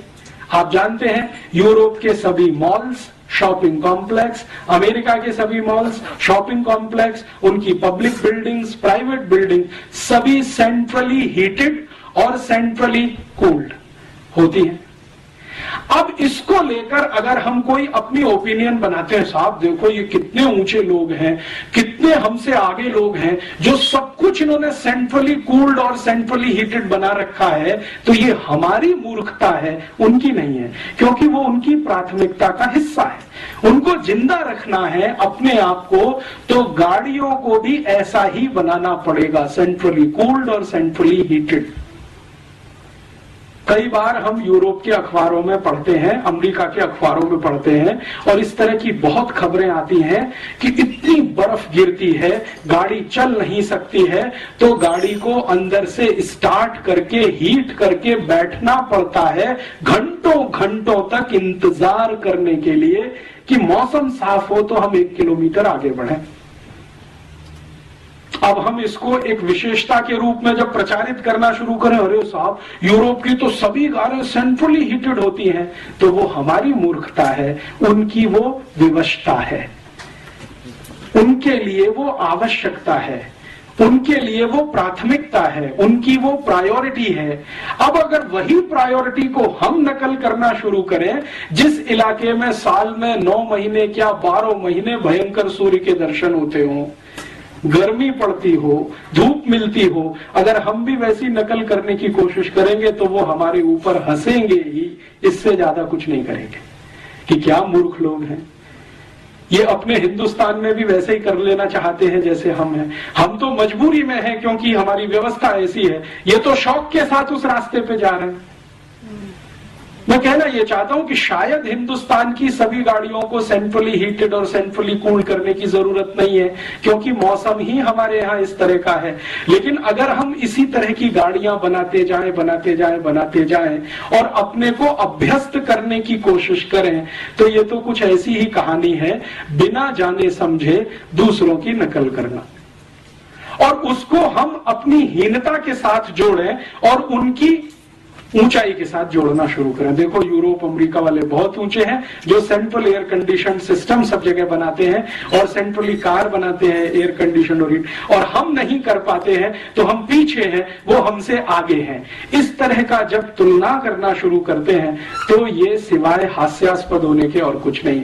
एक बार उनका क्षेत्र क्या है ये हमारे समझ में आए तो हर चीज उनको समझ में। अब देखिए, जब आप बहुत ठंड वाले इलाके में रहेंगे तो आपको अपने को गर्म रखने के लिए कुछ ना कुछ एक्स्ट्रा क्यूरिकुलर करना पड़ेगा, एक्स्ट्रा एक्टिविटीज करनी पड़ेंगी ताकि आप गर्म बने रहें। नहीं तो ठंडे पड़ गए तो आप गर्म बने रहें, इसके लिए कुछ ऐसा करते रहिए। तो आप जरा ध्यान दें, यूरोप के देशों में लोगों के अपने वैयक्तिक जीवन के जो कुछ है हिस्से, वो किस तरह के हैं। उदाहरण के लिए उनका डांस ले लें। उनके डांस में हम हमेशा देखते हैं यूरोप और अमेरिका में कि सबसे ज्यादा तेज पद संचालन होता है। अगर आप पूर्वी यूरोप में जाएं, जिसको सोवियत संघ पहले कहा जाता था, और सोवियत संघ का जो पड़ोस है, पोलैंड है, चेकोस्लोवाकिया, बल्गारिया, रोमानिया, हंगरी आदि आदि, वहां का कोई भी डांस देखें जो यूरोप का हिस्सा, तो सबसे फास्ट, सबसे तेज पद संचालन उन्हीं के नृत्य में है। क्यों? यूरोप का डांस आपने देखा, बहुत सारे ट्रुप्स आते हैं, यूरोपियन ट्रुप्स, जिनके डांस मैंने दिल्ली में देखे हैं, मुंबई में देखे हैं। वो इतना तेज क्यों करते हैं? शायद वो उनकी जरूरत होगी, क्योंकि इतना तेज करने से शायद शरीर में ऊर्जा ज्यादा पैदा होती होगी, तो शायद उस ठंड से लड़ने में मदद करती होगी। हम भारत की बात करें, भारत की कल्पना करें, यहां जो वातावरण है और व्यवस्था है ये गर्म है, और थोड़ी ज्यादा ही गर्म है। गर्मियों में तो अति गर्म है, 50 डिग्री सेंटीग्रेड है। तो 50 डिग्री सेंटीग्रेड वाले क्षेत्र में रहने वाले लोग अगर डांस बनाएंगे तो वैसा तो नहीं हो सकता जैसा उनका है, क्योंकि हमारे पास तो पहले से ही गर्मी बहुत है। तो हमारे डांस जितने होंगे उसके जो पद संचालन होंगे वो बहुत सॉफ्ट होंगे, कम होंगे, धीमे होंगे, रिदम भी उतना ही धीमा होगा, पद भी उतने ही धीमे रखे जाएंगे, संचालन भी उतना ही धीमे होगा। अब इसको लेकर हम जब ये कंपैरिजन करें कि भाई उनका डांस तो बहुत अच्छा है, पॉप है, रॉक है, और उनका जो म्यूजिक है वो इतना फास्ट है, क्योंकि म्यूजिक फास्ट होना ही पड़ेगा जब डांस फास्ट है। आप ऐसा तो नहीं कर सकते कि डांस उनका फास्ट है और म्यूजिक स्लो हो जाए, ये तो होने वाला नहीं है। होएगा तो बैठेगा नहीं कहीं, सामंजस्य नहीं बैठेगा। तो उनको अपना सामंजस्य बिठाना है। डांस फास्ट करना है तो म्यूजिक फास्ट रखना पड़ेगा, तो म्यूजिक भी वैसा ही है। तो हम बार बार ये कहते हैं यार ये तो यूरोपियन म्यूजिक बहुत फास्ट है, समझ में नहीं आता, तो सुनते क्यों है, जरूरत क्या है उसकी। उस ठंडे क्षेत्र के लोगों की जो निजी जिंदगी है वो कैसी है, प्राइवेट लाइफ कैसी है। अभी मैं आपसे जो बात करूंगा वो पिछले लगभग 2000 साल की बात करूंगा, एक साथ बात करूंगा, क्योंकि सन के हिसाब से करूंगा बहुत लंबा हो जाएगा। आज से लगाकर पिछले 2000 साल तक, माने आज सन 2005 है तो लगभग पहली शताब्दी तक कैसा है यूरोप का निजी जीवन, आज भी चल रहा है लगभग उतना ही जो मैं कहूंगा आपसे। और ये जो कहूंगा वो प्लेटो के हिसाब से, सोक्रेटिस के हिसाब से, डेकार्ते के हिसाब से, लेविनिज के हिसाब से, उनके जो प्राइवेट लाइफ के रिसर्चर्स हैं उनके हिसाब से कहूंगा, मेरे हिसाब से नहीं कहूंगा। ये जो प्राइवेट लाइफ है, निजी जीवन है, इसमें मैं शुरू करता हूं परिवार से कि वहां परिवार कैसा है, और फिर हमारे यहाँ कैसा, उसमें मैं आऊंगा तुलना के लिए। परिवार कैसा है तो उसमें आपको सुनकर आश्चर्य होगा कि पिछले 2000 साल से यूरोप में परिवार नहीं है। परिवार के नाम पर किसी तरह का एक कॉन्ग्लोमेरेशन है। हम जो परिभाषा करते हैं ना परिवार की, वैसा वहां कुछ भी नहीं है। 70% से ज्यादा लोग आज भी यूरोप में बिना परिवार के रहते हैं। बिना परिवार के रहते हैं माने या तो पत्नी, या तो पति, या तो स्त्री, या तो पुरुष, अलग अलग, तो परिवार तो बनता नहीं है। एकल पिता, एकल माता, सिंगल पेरेंट्स एक शब्द चलता है यूरोप में, सिंगल मदर और सिंगल फादर, ये बहुत बड़े पैमाने पर है। 70% लोग इसी में हैं लगभग। अमेरिका में भी लगभग वैसा ही है। अब ये जो कुछ है 70% बिना परिवार के, तो वहां तो कुछ ऐसा है नहीं। परिवार का जो इंस्टीट्यूशन है, जिसकी मिनिमम क्वालिफिकेशन हम कुछ मानते हैं कि एक पति होनी चाहिए, एक पत्नी होना, पति होना चाहिए, एक पत्नी होना चाहिए, बच्चे होने चाहिए, माता पिता होने चाहिए, माने पति पत्नी के माता पिता होने चाहिए, आदि आदि, जैसी हमारी कल्पना है वैसा वहां कुछ नहीं है। वहां तो सिंगल पेरेंट्स हैं, आइदर स्त्री और पुरुष। अब जो है ऐसे इलाके में बच्चों की क्या स्थिति है, बच्चे कैसे हैं, तो बहुत आश्चर्य की बात है ये जानना और समझना कि पूरी की पूरी यूरोपियन सोसाइटी या यूरोपियन सभ्यता पैट्रियार्कियल है, पितृसत्तात्मक है।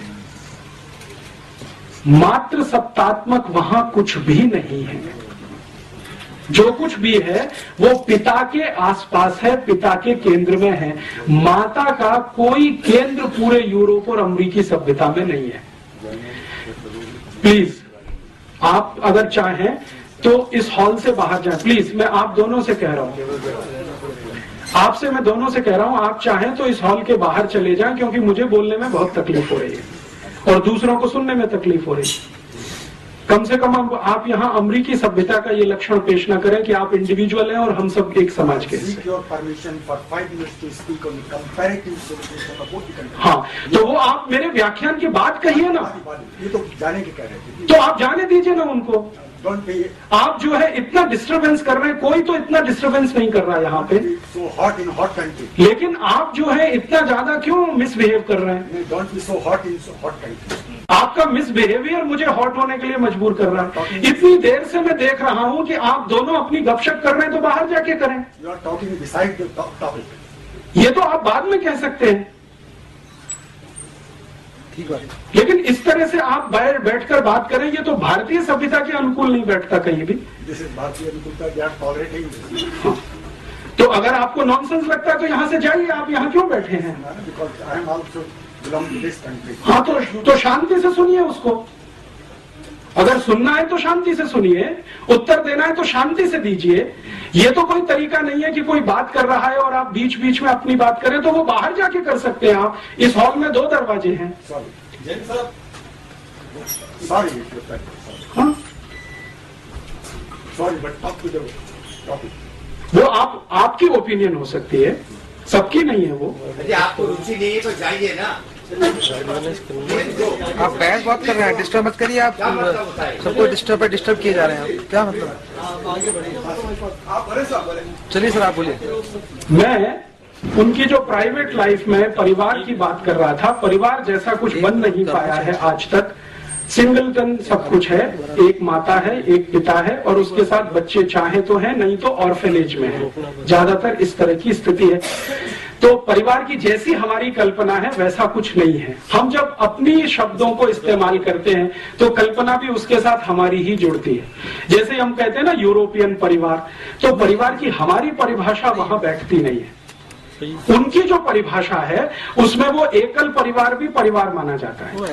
मैं कहना ये चाहता हूँ, उनके यहाँ अकेली कोई माँ अपने बच्चे के साथ रहती है तो वो परिवार ही माना जाता है। अकेला पिता अपने बच्चे के साथ रहता है तो परिवार ही माना जाता है। भारत में वो मान्यता नहीं है। भारत में तो माता पिता साथ में रहते हैं, बच्चे उनके साथ में हैं और सिर्फ माता ही पिता नहीं, उनके साथ दादा दादी भी है, नाना नानी भी है, चाचा चाची भी है, मौसा मौसी भी है, मामा मामी भी है। ये भी है तो हमारे परिवार का अंग बनता है। और इसी परिवार का एक बड़ा हिस्सा कुटुंब होता है, कुटुंब का बड़ा हिस्सा कुल हो जाता है, कुल का बड़ा हिस्सा वंश हो जाता है और वो आगे आगे बढ़ता चला जाता है। शुरू यहां से होता है हमारे यहाँ परिवार, लेकिन उनके यहाँ इस तरह का है नहीं। तो हम जब यूरोपियन परिवार या अमेरिकन परिवार कहना शुरू करते हैं तो गफलत वहीं पे हो जाती है। हम हमारे शब्दों को उनकी सभ्यता में जब फिट करने की कोशिश करते हैं तो उसमें कंफ्यूजन बहुत हो जाता है। तो अपने शब्दों को अपनी सभ्यता तक सीमित रखकर उनके शब्दों को इस्तेमाल करें तो अच्छा है। तो उनका शब्द है फैमिली। फैमिली माने परिवार नहीं होता।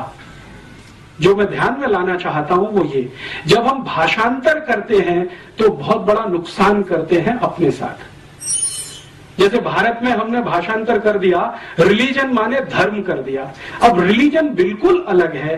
प्लेटो की जो डेफिनेशन है रिलीजन की, वो हमारे धर्म पर फिट ही नहीं बैठती कहीं।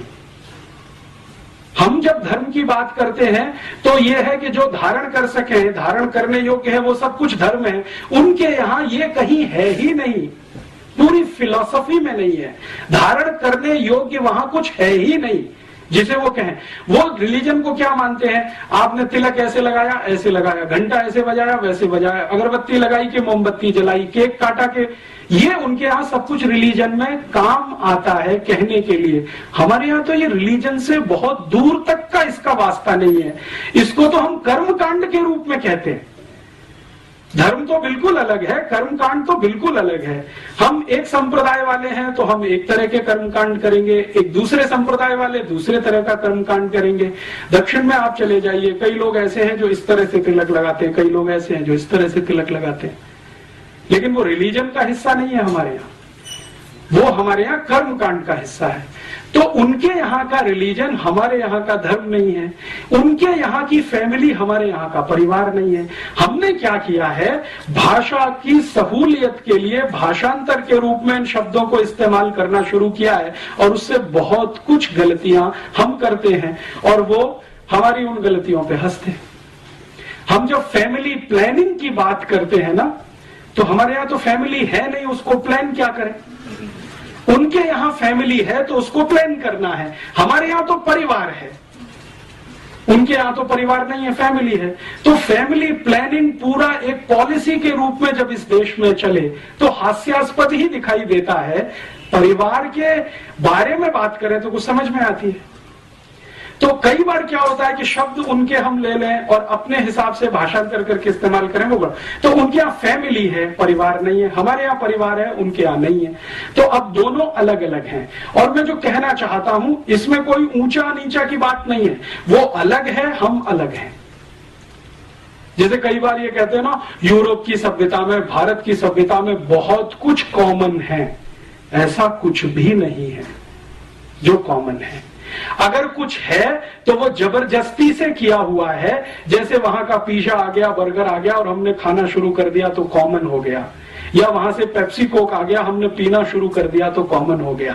वो सभ्यता का अंग नहीं है, वो नकल किया हुआ एक हिस्सा है। चाउमीन वहां से आ गया, हमने खाना शुरू कर दिया सिवई के स्थान पर, तो वो अंग नहीं बनता सभ्यता का। तो कॉमन है ऐसा कुछ होता नहीं है। किसी भी सिविलाइजेशन में कोई भी सभ्यता में दुनिया में आप जाइए, कुछ भी कॉमन नहीं होता है, नहीं तो सभ्यता ही नहीं बनती है। सभ्यताएं बनती ही इसलिए हैं कि वहां कुछ अलग है, यहां कुछ अलग है, और संस्कृति उसका एक छोटा सा हिस्सा होती है। सभ्यता कुछ बड़ी चीज है, संस्कृति उसमें छोटा सा कुछ हिस्सा जैसा है। सभ्यता और संस्कृति का अगर अंतर समझना चाहें तो भारत के हिसाब से, यूरोप में तो ये अंतर भी नहीं है, यहां के हिसाब से मैं एक उदाहरण आपको देता हूं। आपको अगर मैं ये कहूं कि कोई माँ है या बहन है, वो बंगाली तरह से साड़ी पहने हुए है, तो तुरंत आपके दिमाग में कोई पिक्चर घूमता है। बंगाली तरीका क्या है साड़ी पहनने का? कुछ है। फिर इसी तरह से मैं कहता हूं कोई एक माँ है, बहन है, वो आसामी तरीके से कोई साड़ी पहनी हुई है, तो तुरंत आपके दिमाग में एक पिक्चर बनता है कि आसामी तरीका कोई है साड़ी पहनने का। फिर मैं कहता हूं कोई गुजराती तरीके से माँ और बहन साड़ी पहनकर खड़ी हुई है, तो तुरंत आपके दिमाग में कोई एक इमेज आती है, एक तरीका है गुजराती साड़ी पहनने का। फिर वो पंजाबी है। तो ऐसे अगर 8-10 राज्यों के मैं नाम लूं और आपसे कहूं कि देखो ये गुजराती साड़ी है, ये मराठी साड़ी है, ये बंगाली है, ये आसामी है, ये मणिपुरी है, ये आदि आदि इस तरह की साड़ियां हैं, तो ये जो अलग अलग तरीके हैं साड़ियों को पहनने के, ये है संस्कृति, और ये जो साड़ी है वो है सभ्यता। तो सभ्यता और संस्कृति का जो अंतर है वो कुछ इस तरह का है। सिविलाइजेशन है साड़ी, और तरीके जो उसको पहनने के हैं वो है हमारी संस्कृति। तो भारतीयता में, सभ्यता और संस्कृति में जो परिवार की बात है वो में कुछ अलग तरीके की, हमारी उनकी अलग तरीके की। तो अब उनकी जो फैमिली है वो कैसी है? फैमिली ये है कि पैट्रियार्कियल, मैंने आपसे कहा, पिता है वो सर्वोच्च है, और पिता की हैसियत जज के जैसी है। माने एक बार उसने कोई फैसला सुना दिया, वो सुप्रीम है, वो रिकंसीडर नहीं होता। लगभग 2000 साल पूरे यूरोप में सन 1950 से लेकर पहली शताब्दी तक यूरोप के सभी परिवारों में पिता सर्वोच्च है, 1950 तक। और यही कारण है कि सन 1950 तक यूरोप के सभी देशों में सिर्फ पिताओं को वोट डालने का अधिकार होता था। आप सोच सकते हैं ये बात? अमेरिका में 1950 तक, ब्रिटेन में सन 1950 तक, यूरोप के देशों में लगभग 1950 तक सिर्फ पुरुष ही वोट डाल सकता था, स्त्री को वोट डालने का अधिकार नहीं, क्योंकि फैमिली में स्त्री का कोई महत्व नहीं। पितृसत्तात्मक सत्ता, पैट्रियार्कियल जिसको हम कहते हैं, उनके शब्दों में वो है। और इससे भी आगे चलें तो यूरोप के दस्तावेज बताते हैं कि सन 1950 तक यूरोप और अमेरिका की किसी बैंक में महिला को खाता खोलने का अधिकार नहीं, बैंक अकाउंट ओपन करने का राइट नहीं, अप टू 1950। तो महिलाओं को वोट डालने के अधिकार मिलने चाहिए और महिलाओं को बैंक में खाता खोलने का अधिकार मिलना चाहिए। इस पर एक जबरदस्त आंदोलन शुरू हुआ फ्रांस से, और उस आंदोलन की नेत्री थी सिमोन द बोवार, और उसका सबसे बड़ा नारा था कि जो पुरुष को अधिकार है वोट देने का, बैंक अकाउंट खोलने का, संपत्ति का मालिक होने का, वो अधिकार महिलाओं को मिलना चाहिए। और ये आंदोलन बहुत लंबे समय तक चला। ज्यों पाल सार्त्र, जो बहुत बड़ा फिलोसोफर माना जाता है फ्रांस का और अभी यूरोप का, सिमोन द बोवार जो उसकी सहयोगी थी, इन लोगों ने मिलकर ये बहुत बड़ा कैंपेन स्टार्ट किया, जिसको फेमिनिज्म माना जाता है या फेमिनिज्म मूवमेंट कहा जाता है। स्त्री मुक्ति आंदोलन जैसा हम उसका भाषांतर भारत में करते हैं। स्त्री को मुक्ति किससे? इस व्यवस्था से जिसमें उसको वोट देने का अधिकार नहीं है, बैंक अकाउंट खोलने का अधिकार नहीं है, संपत्ति का अधिकार नहीं है। जो अधिकार है वो सब पुरुष को है, पिता को है, मां को तो कोई अधिकार नहीं। और इसमें इंटरेस्टिंग बात जो समझने की है, जो आसानी से डाइजेस्ट नहीं होती, जो प्लेटो अपनी किताब में लिखता है, वो कहता है कि बच्चे का पैदा होना भी मां के अधिकार में नहीं है, वो पिता का ही अधिकार है। अर्थात कोई गर्भ में बच्चा आ गया है तो उसको पैदा होना है या नहीं वो पिता तय करेगा, मां तय नहीं कर सकती। जन्म देना है नहीं देना है उसके पति पर निर्भर है, पत्नी कुछ उसमें हाँ ना नहीं कह सकती, ये अधिकार नहीं है। और रूसो जो मॉडर्न फिलोसोफर माना गया है, उसके 5 बच्चे हुए, पांचों के बारे में वो अपनी ऑटोबायोग्राफी में लिखता है कि मेरा फैसला था, पत्नी का नहीं।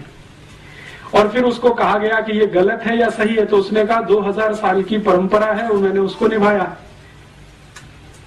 तो ये वहां की व्यवस्था है। तो पिता है, पुरुष है, मुख्य है, परिवार का मुखिया है, कुलपति है, कुलपिता है, जो कहना चाहिए। अभी जो तय करेगा वही तय करेगा, माता कुछ तय नहीं कर सकती। और इससे भी आगे यूरोप के सभी गांवों में, अब शहरों में थोड़ा ये बंद हुआ है पिछले 50 साल से, यूरोप के गांवों में आज भी बहुत सारी जनजातियां हैं जिनको यूरोप में आदिवासी कहा जाता है। वहां अभी भी यही है। पिछले 50 वर्षों में वहां नहीं कुछ बदला है।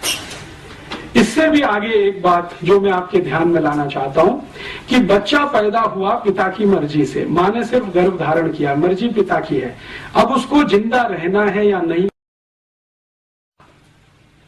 और सामान्य रूप से यूरोप में 2000 साल की एक परंपरा है कि बच्चे जितने पैदा हों उसमें से 3/4 को लावारिस छोड़ा जाए, एबेंडन्ड चाइल्ड।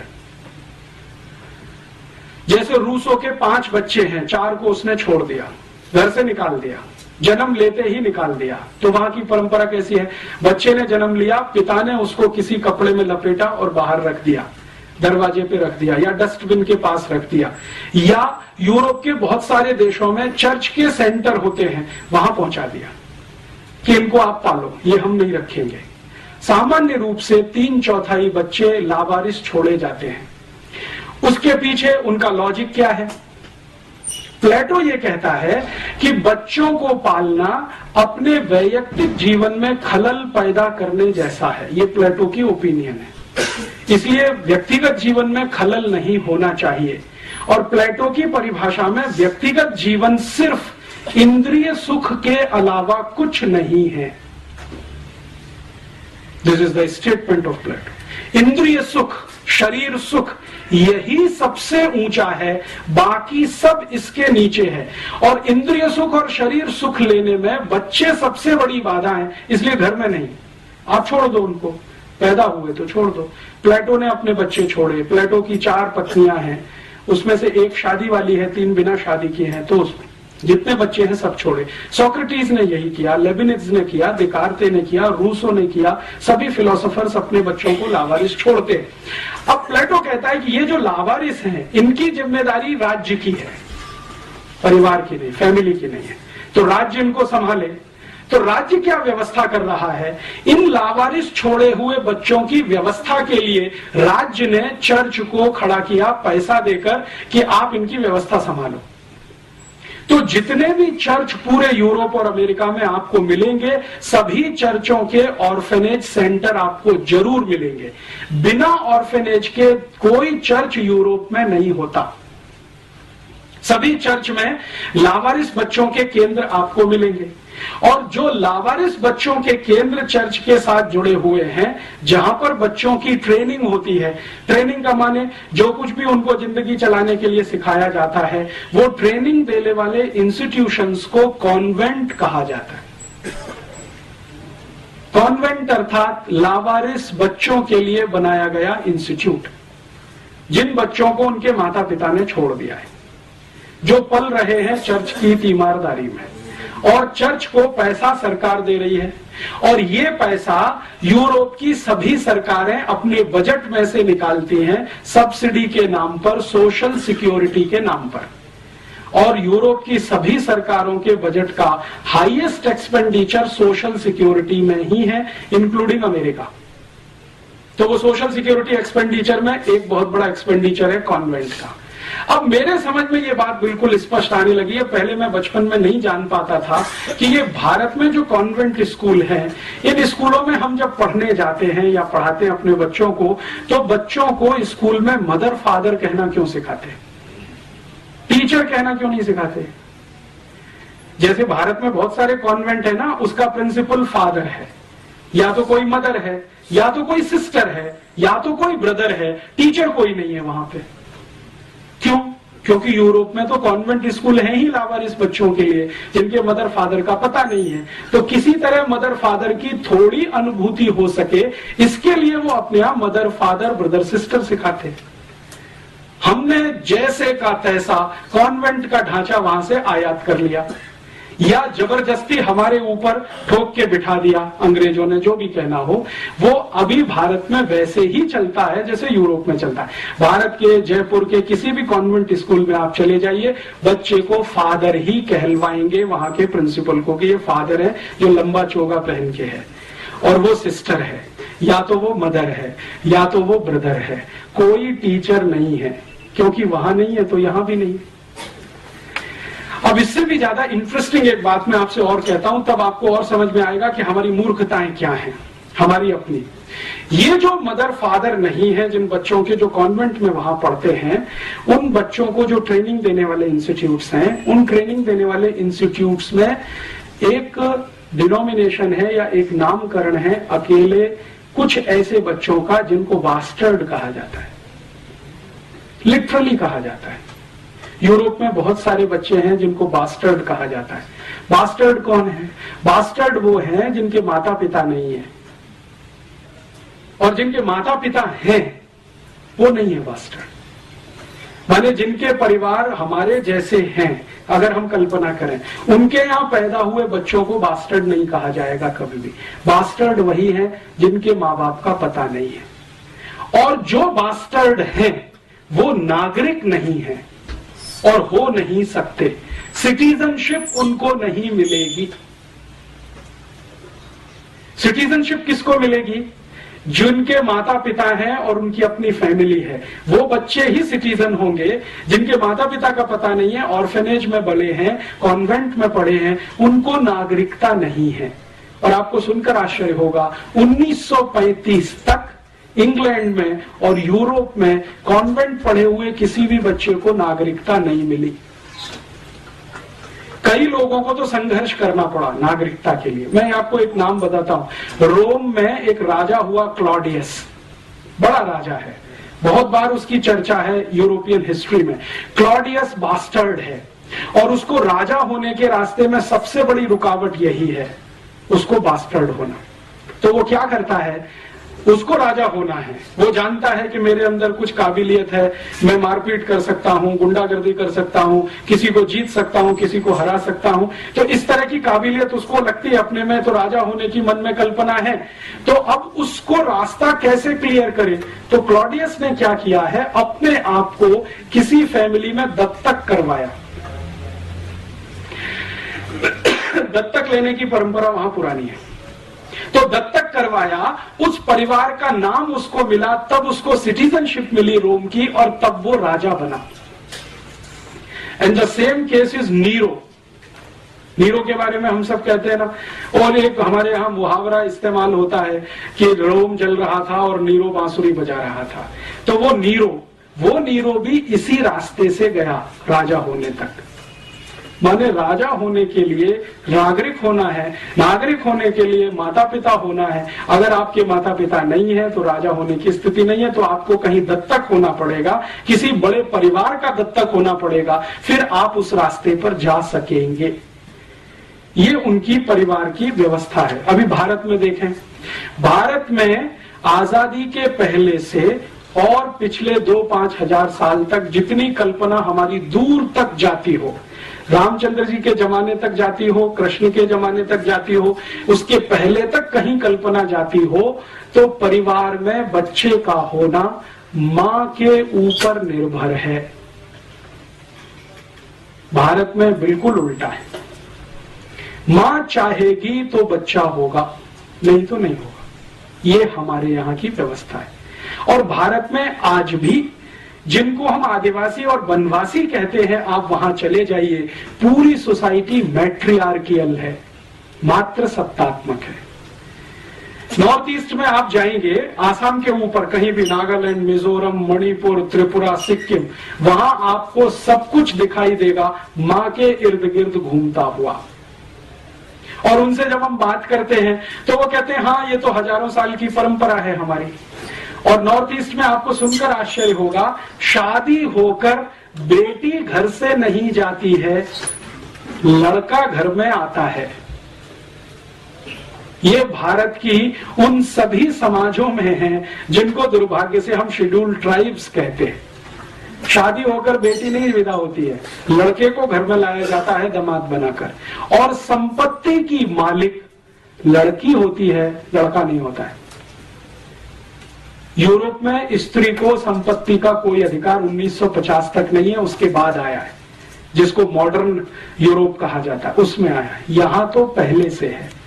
और यहां अगर आप इसको समझना चाहें कि भारत की सारी व्यवस्थाएं मां के इर्द गिर्द घूमती हैं, घर के सारे बड़े फैसले माताएं करती हैं इस देश में, भले वो लंबा घूंघट निकाल के बैठी हो, इससे कोई फर्क नहीं पड़ता।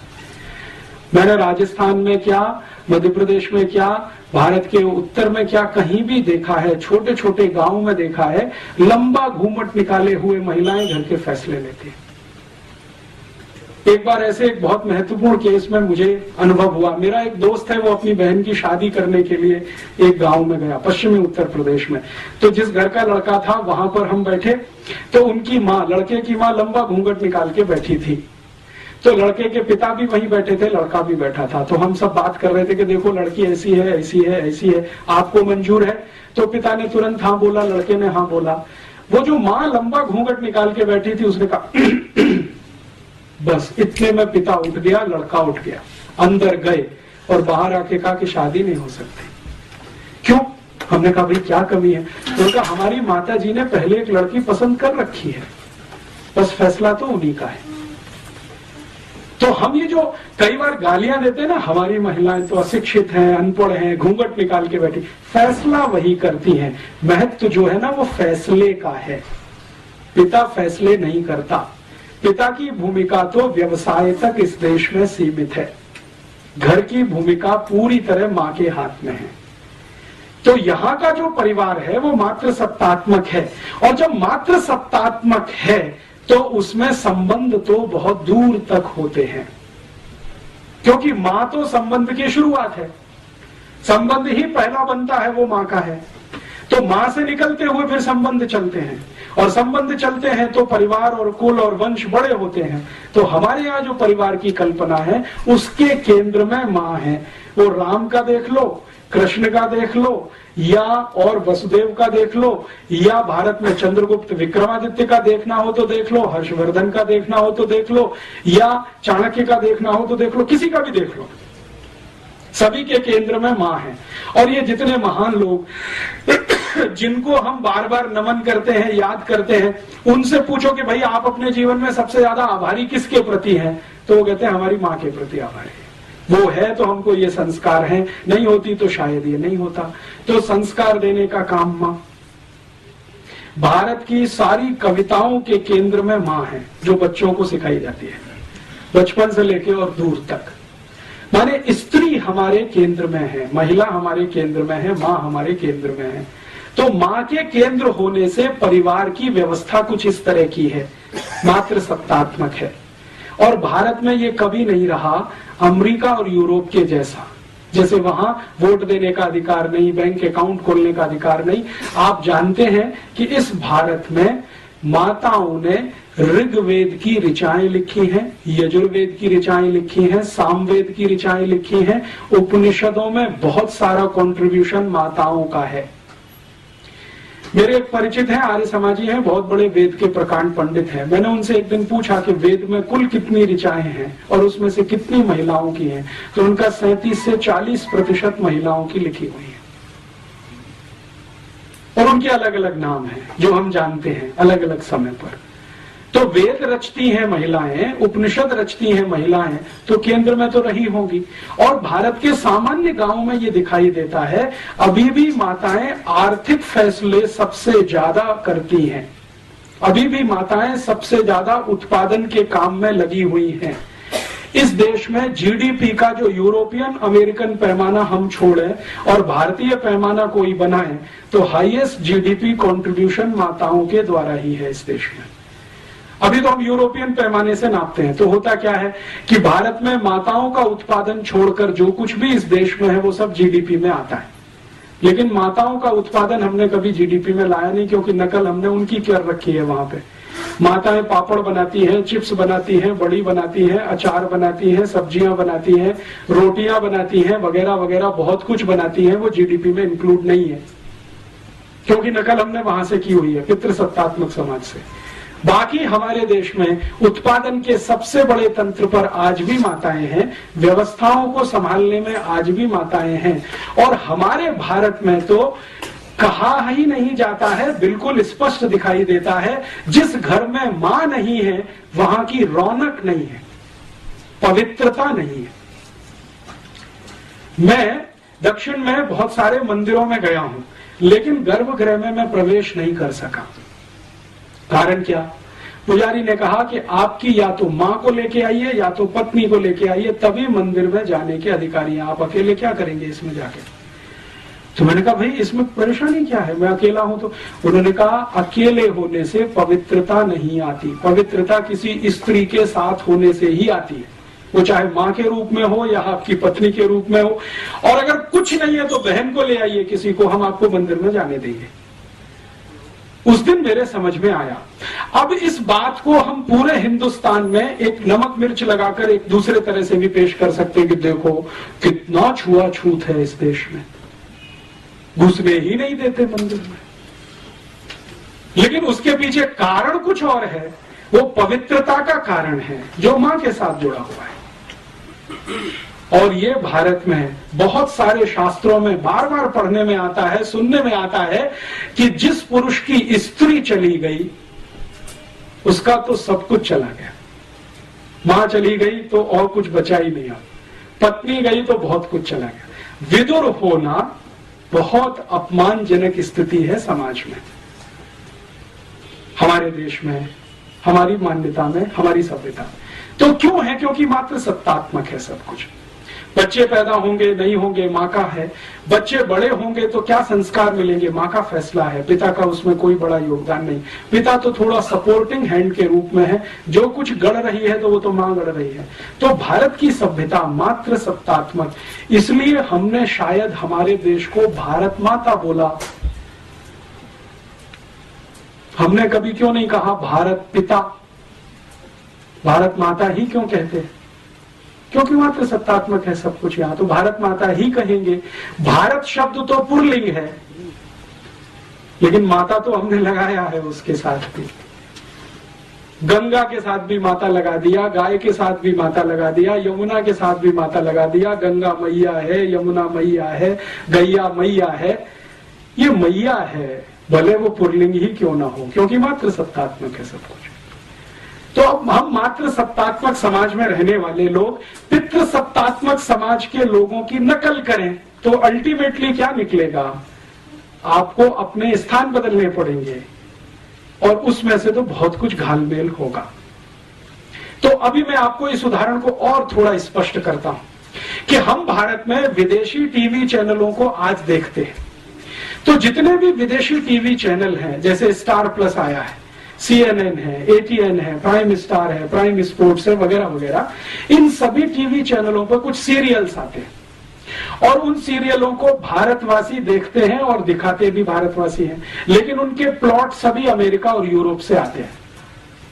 भारत में स्टार प्लस पे सबसे ज्यादा सीरियल दिखाने वाली एक लड़की है जिसका नाम है एकता कपूर, उसके सबसे ज्यादा सीरियल आते हैं। सौभाग्य से एक बार मुझे उससे बात करने का मौका मिला मुंबई में, तो मैंने उससे एक ही सवाल पूछा कि आपके जितने भी सीरियल हैं, सास भी कभी बहू थी, घर घर की कहानी, तेरी मेरी कहानी, इसकी कहानी, उसकी कहानी, ये सब सीरियल के प्लॉट्स कहां से आते हैं, कहानी कहां से आती है? तो मैंने कहा this is all important. Plot तो सभी अमेरिका से हैं, यूरोप से आए हैं, कहानी सब वहां से आई है, उसमें हमने भारतीय पात्रों को फिट करने की कोशिश की है। तो मैंने कहा अब मुझे समझ में आ गया कि आपके सभी सीरियल में माताओं को ही सबसे ज्यादा गालियां क्यों दी जाती है।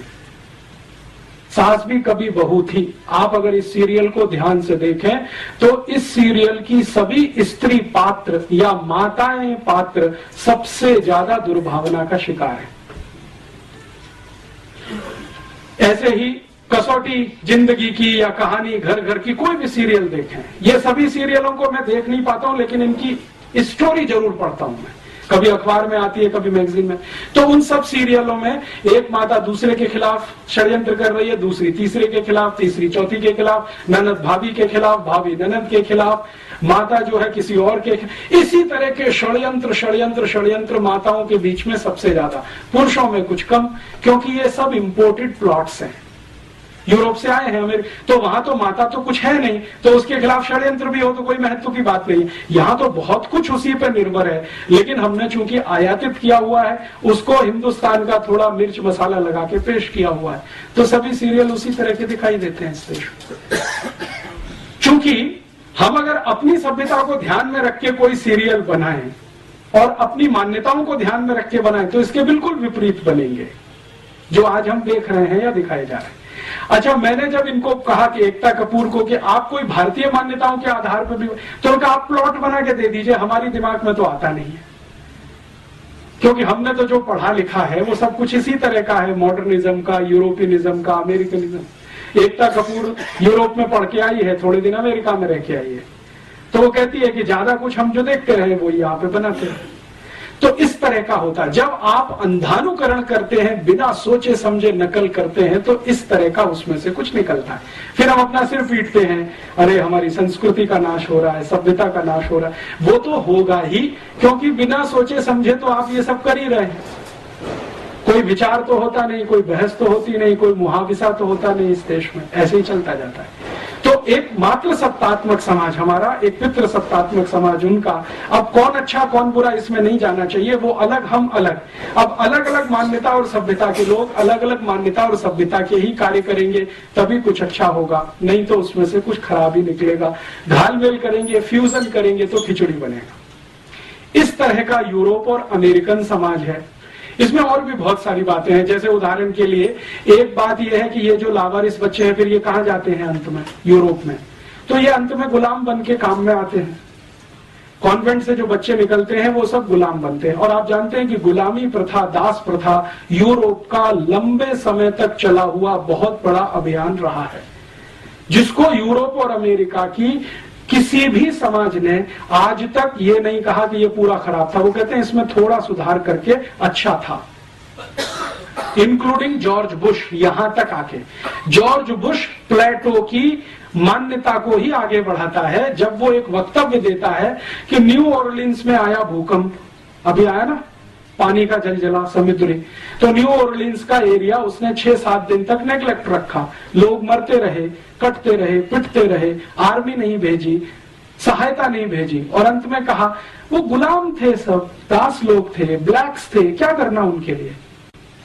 और थोड़े दिन के बाद उसी तरह का तूफान और जलजला उस एरिया में आया अमेरिका में, जहां उनका सबसे बड़ा सेंटर है केप कैनेवरल, और वहां से उनके रॉकेट और वो सब छोड़े जाते हैं, और अमेरिका का सबसे अमीर इलाका है। वहां जैसे ही जलजला आया, 6 घंटे के अंदर आर्मी भी पहुंच गई, सामान भी पहुंच गया, सब पहुंच गया, क्योंकि वो व्हाइट्स हैं।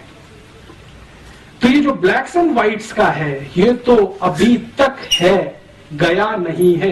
इतने सारे रिफॉर्म्स होने के बावजूद जॉर्ज बुश के दिमाग में वो कीड़ा बैठा हुआ है। अमेरिका में और यूरोप में ये लंबे समय से, हजारों साल से गुलामी की दास प्रथा, और इसी दास प्रथा में इन सब बच्चों का इस्तेमाल होता रहा है। और मजे की बात यह है कि इसको वो कभी भी खराब नहीं मानते रहे। तो वो दुनिया के जिस भी देश में गए, वहां उन्होंने यही किया जो अपने यहां वो हजारों साल से कर रहे थे, दास बनाना, गुलाम बनाना और उनकी मदद से सब काम कराना। अब वहां क्या होता है कि जो भी पिता है या उनकी थोड़ी बहुत फैमिली है, उसमें बच्चा तो एक आधी है, बाकी तो ऑर्फेनेज में है। ऑर्फेनेज से लाए हुए जो बड़े गुलाम बच्चे हैं वो घर के काम में लगे हुए, तो छोटे से लेकर बड़ा काम सब गुलाम करेंगे। पिता को करने के लिए कुछ नहीं है। जैसे जूता पॉलिश करना है तो वो गुलाम करेगा, इस्त्री करना है तो गुलाम करेगा, कपड़े धोने हैं तो गुलाम धोएगा, घर को साफ करना है तो गुलाम करेगा। इस तरह की परंपराएं वहां पे हैं। माने अपने हाथ से अपना काम नहीं करना, जो करे वो छोटा है, नीचा है, और जो दूसरों से कराए वो ऊंचा है। तो वहां ऊंचे और नीचे की परिभाषा कुछ इस तरह की है। भारत में इसका बिल्कुल उल्टा है। यहां क्या है, जो अपने हाथ से अपने सारे काम करे वो ऊंचा है, और दूसरों से कराए तो वो सबसे ज्यादा शोषण कर रहा है। हम उसको गाली ही देते हैं। तो भारतीयता में क्या होता है, मैंने ऐसे इस देश के सैकड़ों करोड़पतियों को देखा है जो अपने घर में खुद झाड़ू लगा लेते हैं, अपने कपड़े खुद साफ कर लेते हैं, खुद नहा लेते हैं, खुद दांत साफ कर लेते हैं। आप कल्पना नहीं कर सकते, यूरोप में जो अमीर ज़ादे रहे हैं 1950 तक उनके दांतों पे ब्रश भी गुलाम ही चलाते रहे, दांतों पे ब्रश। तो वो जब अमीरजादे यहाँ वॉयसराय बन के आते हैं और यहाँ जब रहना शुरू करते हैं तो यहाँ भी वही परंपरा डालते हैं। जैसे उदाहरण में हमारा राष्ट्रपति भवन, ये एक अंग्रेज वॉयसराय का घर है, तो बहुत साल तक तो अंग्रेज वॉयसराय रहा जिसको राष्ट्रपति मानते थे। तो आप अगर चले जाएं राष्ट्रपति भवन में तो ऐसे दासों की, गुलामों की फौज आपको वहां मिलेगी जिनकी संख्या 4,500 है। राष्ट्रपति भवन में ऐसे कई गुलाम नौकर हैं जो राष्ट्रपति की बूट पॉलिश के लिए हैं, राष्ट्रपति के कपड़े पे इस्त्री करने के लिए हैं, राष्ट्रपति के ब्रश पर पेस्ट निकाल कर देने के लिए हैं, राष्ट्रपति की मेज सजाने के लिए हैं। एक राष्ट्रपति हैं और व्यक्तिगत रूप से 835 कर्मचारी हैं। और दुर्भाग्य इस देश का या सौभाग्य कि इस समय जो राष्ट्रपति हैं वो भारतीयता वाले हैं। वो कहते हैं इनकी मुझे जरूरत नहीं, निकाल बाहर करो। तो सरकार कहती है जी ये प्रोटोकॉल है, हम नहीं निकाल सकते किसी को। आपको मालूम है राष्ट्रपति ने भारत सरकार के प्रधानमंत्री और गृह मंत्री को कई बार लिख कर दिया कि ये 850 गुलामों की मुझे कोई जरूरत नहीं है, मैं मेरे जूते पे पॉलिश कर सकता हूं, मेरे कपड़े मैं खुद धोता हूं, इस्त्री की मुझे आवश्यकता नहीं होती क्योंकि मैं बिना इस्त्री के कपड़े पहनता हूं, ज्यादा कपड़े मेरे पास है नहीं, 3 शर्ट है और 3 पैंट है, 2 कोट है, 2 पैंट है, इससे ज्यादा मैं रखना नहीं चाहता। एक ब्रीफ केस में मेरा सब सामान आ जाता है, कल राष्ट्रपति भवन छोड़ना पड़े तो एक ही ब्रीफ केस लेके निकलूंगा, एक ही ब्रीफ केस लेके आया हूं, इसलिए मुझे ये 835 लोगों की फौज नहीं चाहिए, हटाओ। तो प्रधानमंत्री कहते नहीं हटा सकते, ये तो प्रोटोकॉल के खिलाफ है। आप उनका इस्तेमाल नहीं कर सकते तो बैठने दीजिए ना, आपका क्या बिगाड़ते, प्रोटोकॉल तो चलने दीजिए। माने वो वॉयसराय वाला प्रोटोकॉल जो गुलामी से आया है, दास प्रथा से, वो यहां कंटिन्यू रखना है। हमारे यहां तो नहीं है। भारतीयता में तो कोई किसी को गुलाम नहीं बना सकता, क्योंकि हम तो आत्मा की बात करते हैं। हम तो कहते हैं ना आत्मा सबकी समान है, परमात्मा का अंश है, कोई किसी को कैसे गुलाम बना सकता है। हम तो किसी जानवर को गुलाम नहीं बना सकते, आदमी की तो बहुत दूर की बात है। और अगर बनाते हैं तो वो समाज में विकृति माना जाता है, उसको स्वीकृति कभी किसी ने नहीं दिया है, ये हमारे देश में नहीं। अब हमारे यहाँ क्या होता है, मॉडर्निज्म में हमने अमेरिका और यूरोप से प्रभावित होकर बहुत कुछ करना शुरू किया है। जैसे कुत्ते पाल लिए, अभी बहुत लोग हैं जो घर घर में कुत्ते पालते हैं। भारतीयता में आप कुत्ता घर में बांध के नहीं रख सकते, वो तो स्वतंत्र छोड़ने के लिए ही है, लेकिन हमने घर में पाल लिए और उनको गले में पट्टा डाल के घुमाने के लिए लेके जाते हैं और फिर वापस लाते हैं, उसमें बड़ी शान समझते हैं। और अगर उसको पलट के ये कह दो कि भाई ये कुत्ते पालने से अच्छा कोई गाय पाल लो तो दूध तो मिलेगा और गोबर का खाद किसी किसान को मिलेगा, क्या अब्सर्डिटी की बात करते हो, गाय रखेंगे, गंदा करती है। और वो कुत्ता कहीं भी गंदा करता है, किसी का लिहाज नहीं करता, कहीं भी पांव उठा के मूत्र कर देगा और कहीं भी संडास कर देगा। उसको साफ करना हमको अच्छा लगता है क्योंकि यूरोप से आया हुआ है। और हम गाय पालें और उसका दूध पिए तो उसमें 50 तर्क सुनाना शुरू कर देते हैं। जी जयपुर शहर में गाय कैसे पाल सकते हैं, कानून नहीं है। कुत्ता पालने का कानून बन सकता है तो गाय का भी बन सकता है, लेकिन हमने कभी प्रयास नहीं किया। तो कुछ घालमेल इस तरह का होता है, खिचड़ी कुछ इस तरह की होती है। तो हम जो हमारी मान्यता में ऐसा नहीं है तो हमारे कार्य में वैसा नहीं है, होता है तो हम उसको विकृति मान के छोड़ते हैं, वो समाज के लिए आदर्श और उदाहरण नहीं बनता है। तो अब हमारी मान्यता जिस तरह की है व्यवस्था उसी तरह की बनेगी, उनकी मान्यता जिस तरह की है व्यवस्था उस तरह की बनेगी, और व्यवस्था को चलाने के लिए नियम कायदे कानून उस तरह के बनेंगे जिस तरह की मान्यता और व्यवस्था होगी। तो यूरोप और अमेरिका के नियम कायदे कानून उस तरह के हैं, हमारे नियम कायदे कानून भी अगर उसी तरह के बनेंगे तो सर्वनाश ही होगा। अब जैसे वहां जितने भी न्याय के कानून हैं जिसको जस्टिस कहा जाता है उनकी भाषा में, वो सभी के सभी गुलामों को ध्यान में रखकर बनाए गए हैं। जैसे पनिशमेंट के कानून है, पनिशमेंट के कानून यूरोप में है, क्योंकि गुलाम है तो गुलामों को पनिशमेंट देना है, और देना है तो किस तरह का, 100 कोड़े मारो, 200 कोड़े मारो, 500 कोड़े मारो, 1000 कोड़े मारो। 1 शिलिंग की चोरी हुई है, 2 शिलिंग की चोरी हुई है, या 1 पाउंड की चोरी हुई है, उसमें 1960 तक लंदन में 40 कोड़े की सजा थी। तो इस तरह की व्यवस्था है, क्योंकि वो गुलाम। हमारे यहां तो कुछ दूसरे तरह की व्यवस्था थी। हर्षवर्धन के समय में, चंद्रगुप्त विक्रमादित्य के समय में, और किसी भी राजा के समय में चोरी के लिए जो कानून बने हैं न्याय देने के लिए, और यूरोप में है, उन दोनों का मैं आजकल अध्ययन कर रहा हूं। जमीन आसमान का अंतर है। और वहां अगर सजा है, जैसे भारत के क्रांतिवीरों को भी वो सजा देते थे कोड़े मारने की, क्योंकि यूरोप से आई है वहीं से। तो भारत का कोई क्रांतिवीर है, अंग्रेजों के खिलाफ बगावत किया, 50 कोड़े मारो। जैसे चंद्रशेखर आजाद की कहानी तो आपने सबने सुनी है कि उनको अदालत में ही कोड़े मारे गए थे। तो उन्होंने जज से रियायत मांगी कि ये तो बहुत ज्यादा है, तो जज ने कहा अच्छा 5 कम कर दो, 45 मार दो, ये दया है। लेकिन वो जज जानता नहीं है कि 10 कोड़े में भी ये मर जाएगा। और वही हुआ चंद्रशेखर आजाद के साथ। तो जो न्यायाधीश बैठा था कुर्सी पर, वो कहे कि मैं क्या करूं, मुझे तो जो लॉ मिला है उसके आधार पर मैंने फैसला दिया है, अब इसमें प्रेम, दया, करुणा कहां से फिट बैठती है मेरे समझ में नहीं आता। भारतीयता की नजर से मैं नहीं देख सकता, क्योंकि मुझे कानून ऐसा मिला है पालन करने के लिए। तो चंद्रशेखर के केस में जज की यह टिप्पणी, वो कहता है कि भारतीयता की नजर से देखूं तो ये बहुत बड़ा जुर्म है जो मैंने किया, कि उसको मैंने 50 कोड़े की सजा दी, बाद में 5 घटा के 45 कर दिया। लेकिन चंद्रशेखर को जब 10 कोड़े पड़े हैं तो वो बेहोश हो गए। तो बेहोशी के बाद इंतजार किया है जज ने, दोबारा होश आने पर बाकी 40 कोड़े मर गए, 45। तो हम कहते हैं जी बहुत अत्याचार है, लेकिन वो कहते हैं ये तो हमारे यहाँ सामान्य व्यवहार है। इसी तरह से हम सजा देते हैं यूरोप में अपने गुलामों को, तो यही भारत में कर रहे हैं। इसी तरह से भारत के क्रांतिवीरों को सजाएं देने के तरीके, जो गुलामों को वहां यूरोप में बर्फ की सिल्ली पे लिटा देना और उसको पीठ पर पीछे से डंडे से मारना, ये this is typical European style. Europe में बर्फ बहुत है, जमीन पे लिटा दिया, पीछे से बैत से मार रहे हैं, यही भारत में वो लेके आए। और विनायक दामोदर सावरकर को पहली बार जब अरेस्ट किया है तो उनको यही दंड है, बर्फ की सिल्ली पे लिटाकर पीछे से केन से मारना, जब तक बेहोश ना हो जाए तब तक मारना।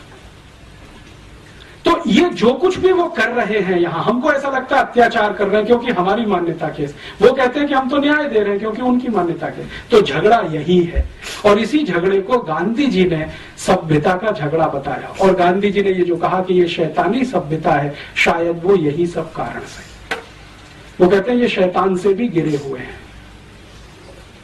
तो अब हमें यह तय करना है कि जो शैतानी सभ्यता गांधी जी बोल गए और जो दिखाई भी देती है उनके दस्तावेजों में, उसको अंधानुकरण करें या अपनी सभ्यता, अपनी संस्कृति और अपनी मान्यताओं के पीछे चलें। ये बड़ा प्रश्न इस समय हमारे देश में है।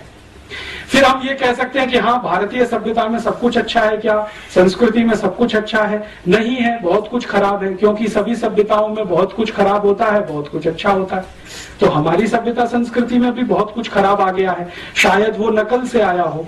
सबसे बड़ी खराबी अपनी सभ्यता में जो पिछले 200, 250, 500 वर्षों में आई है, या शायद ज्यादा आ गई हो, कि हमने जातियों के आधार पर ऊंच नीच कर दिया इस देश में। ये अपर कास्ट है, ये लोअर कास्ट है, ये बैकवर्ड क्लास है, ये फॉरवर्ड क्लास है, ये ब्राह्मण है, ये चमार है, ये चमार नीचा है, ब्राह्मण ऊंचा है, क्योंकि चमार हाथ से काम करता है, ब्राह्मण दिमाग से काम करता है। ये जो ऊंच नीच है, ये शायद हमारी सभ्यता की सबसे बड़ी बुराई हो।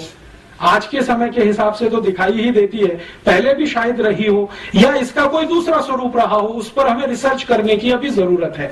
तो हमें ऐसा लगता है कि ये खराब है। तो सभी सभ्यताओं के विकास में ये एक मूल क्रम होता है कि जो खराब है उसको छोड़ते जाओ, जो अच्छा है उसको और अच्छा बनाते चले जाओ। सभ्यताओं का विकास ऐसे ही होता है। तो अगर हम मानते हैं कि भारत की सभ्यता में कुछ खराब है तो छोड़ें और उसको परिष्कृत करने की कोशिश करें, तब तो ईमानदार यात्रा हमारी होती है विकास की।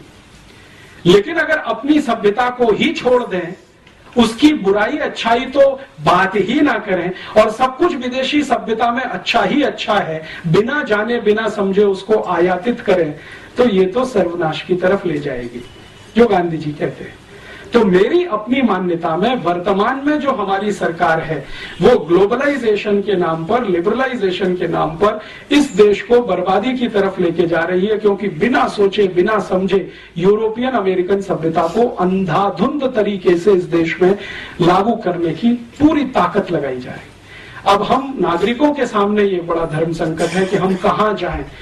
अगर हमको ये तय करना है कि हम हमारी सभ्यता संस्कृति के साथ जाएं, तो पूरी हिम्मत और ताकत के साथ इसको सामूहिक रूप से कहना पड़ेगा। और या तो हम समूह के रूप में ये तय कर लें कि हमको अमरीकी होना ही अच्छा है, जैसे पंडित नेहरू मानते हैं और आज के प्रधानमंत्री भी मानते हैं कि हम यूरोपियन हो जाए, अमेरिकन हो जाए, उसी में हमारी भलाई है। तो पूरा समाज ईमानदारी के साथ अमरीकी और यूरोपीय हो जाए, मुझे उसमें कोई बुराई नहीं लगती। या तो हम ईमानदारी से अमरीकी यूरोपीय हो जाएं या ईमानदारी से भारतीय रह जाएं। ये जो बीच की खिचड़ी है, क्योंकि फ्यूजन कहीं नहीं होता है, हो नहीं सकता है, सभ्यताओं में तो नहीं हो सकता है। तो फ्यूजन करने की कोशिश करेंगे तो उसमें से कोई अभीष्ट नहीं निकलेगा, हमारे लायक नहीं होगा। इतना ही कहकर इस व्याख्यान को मैं विराम देता हूं और इस व्याख्यान की मदद से एक नया प्रश्न मैं इस समाज में खड़ा करना चाहता हूं कि हमको जाना किधर है, ये तय करें। यूरोप अमेरिका जैसा होना है तो पूरी ताकत से बने, और भारतीय होना है तो पूरी ताकत से इधर आए। समाज के स्तर पर यह तय करने की जरूरत है, क्योंकि राजनीति इसे तय करने में समर्थ नहीं है। राजनीति समर्थ क्यों नहीं है? क्योंकि वो नितांत स्वार्थ में डूब चुकी है, और जब नितांत स्वार्थ में कोई डूब जाता है तो समाज को दिशा नहीं दे सकता। तो ये समाज को ही तय करना है, और समाज का हिस्सा राजनीति बने, ऐसी मेरी अपेक्षा है। हमारा समाज राजनीति को निर्देशित करे, दिशा निर्धारित करे, अपने स्तर पर तय करके, ऐसी अपेक्षा के साथ मैं विदा लेता हूं।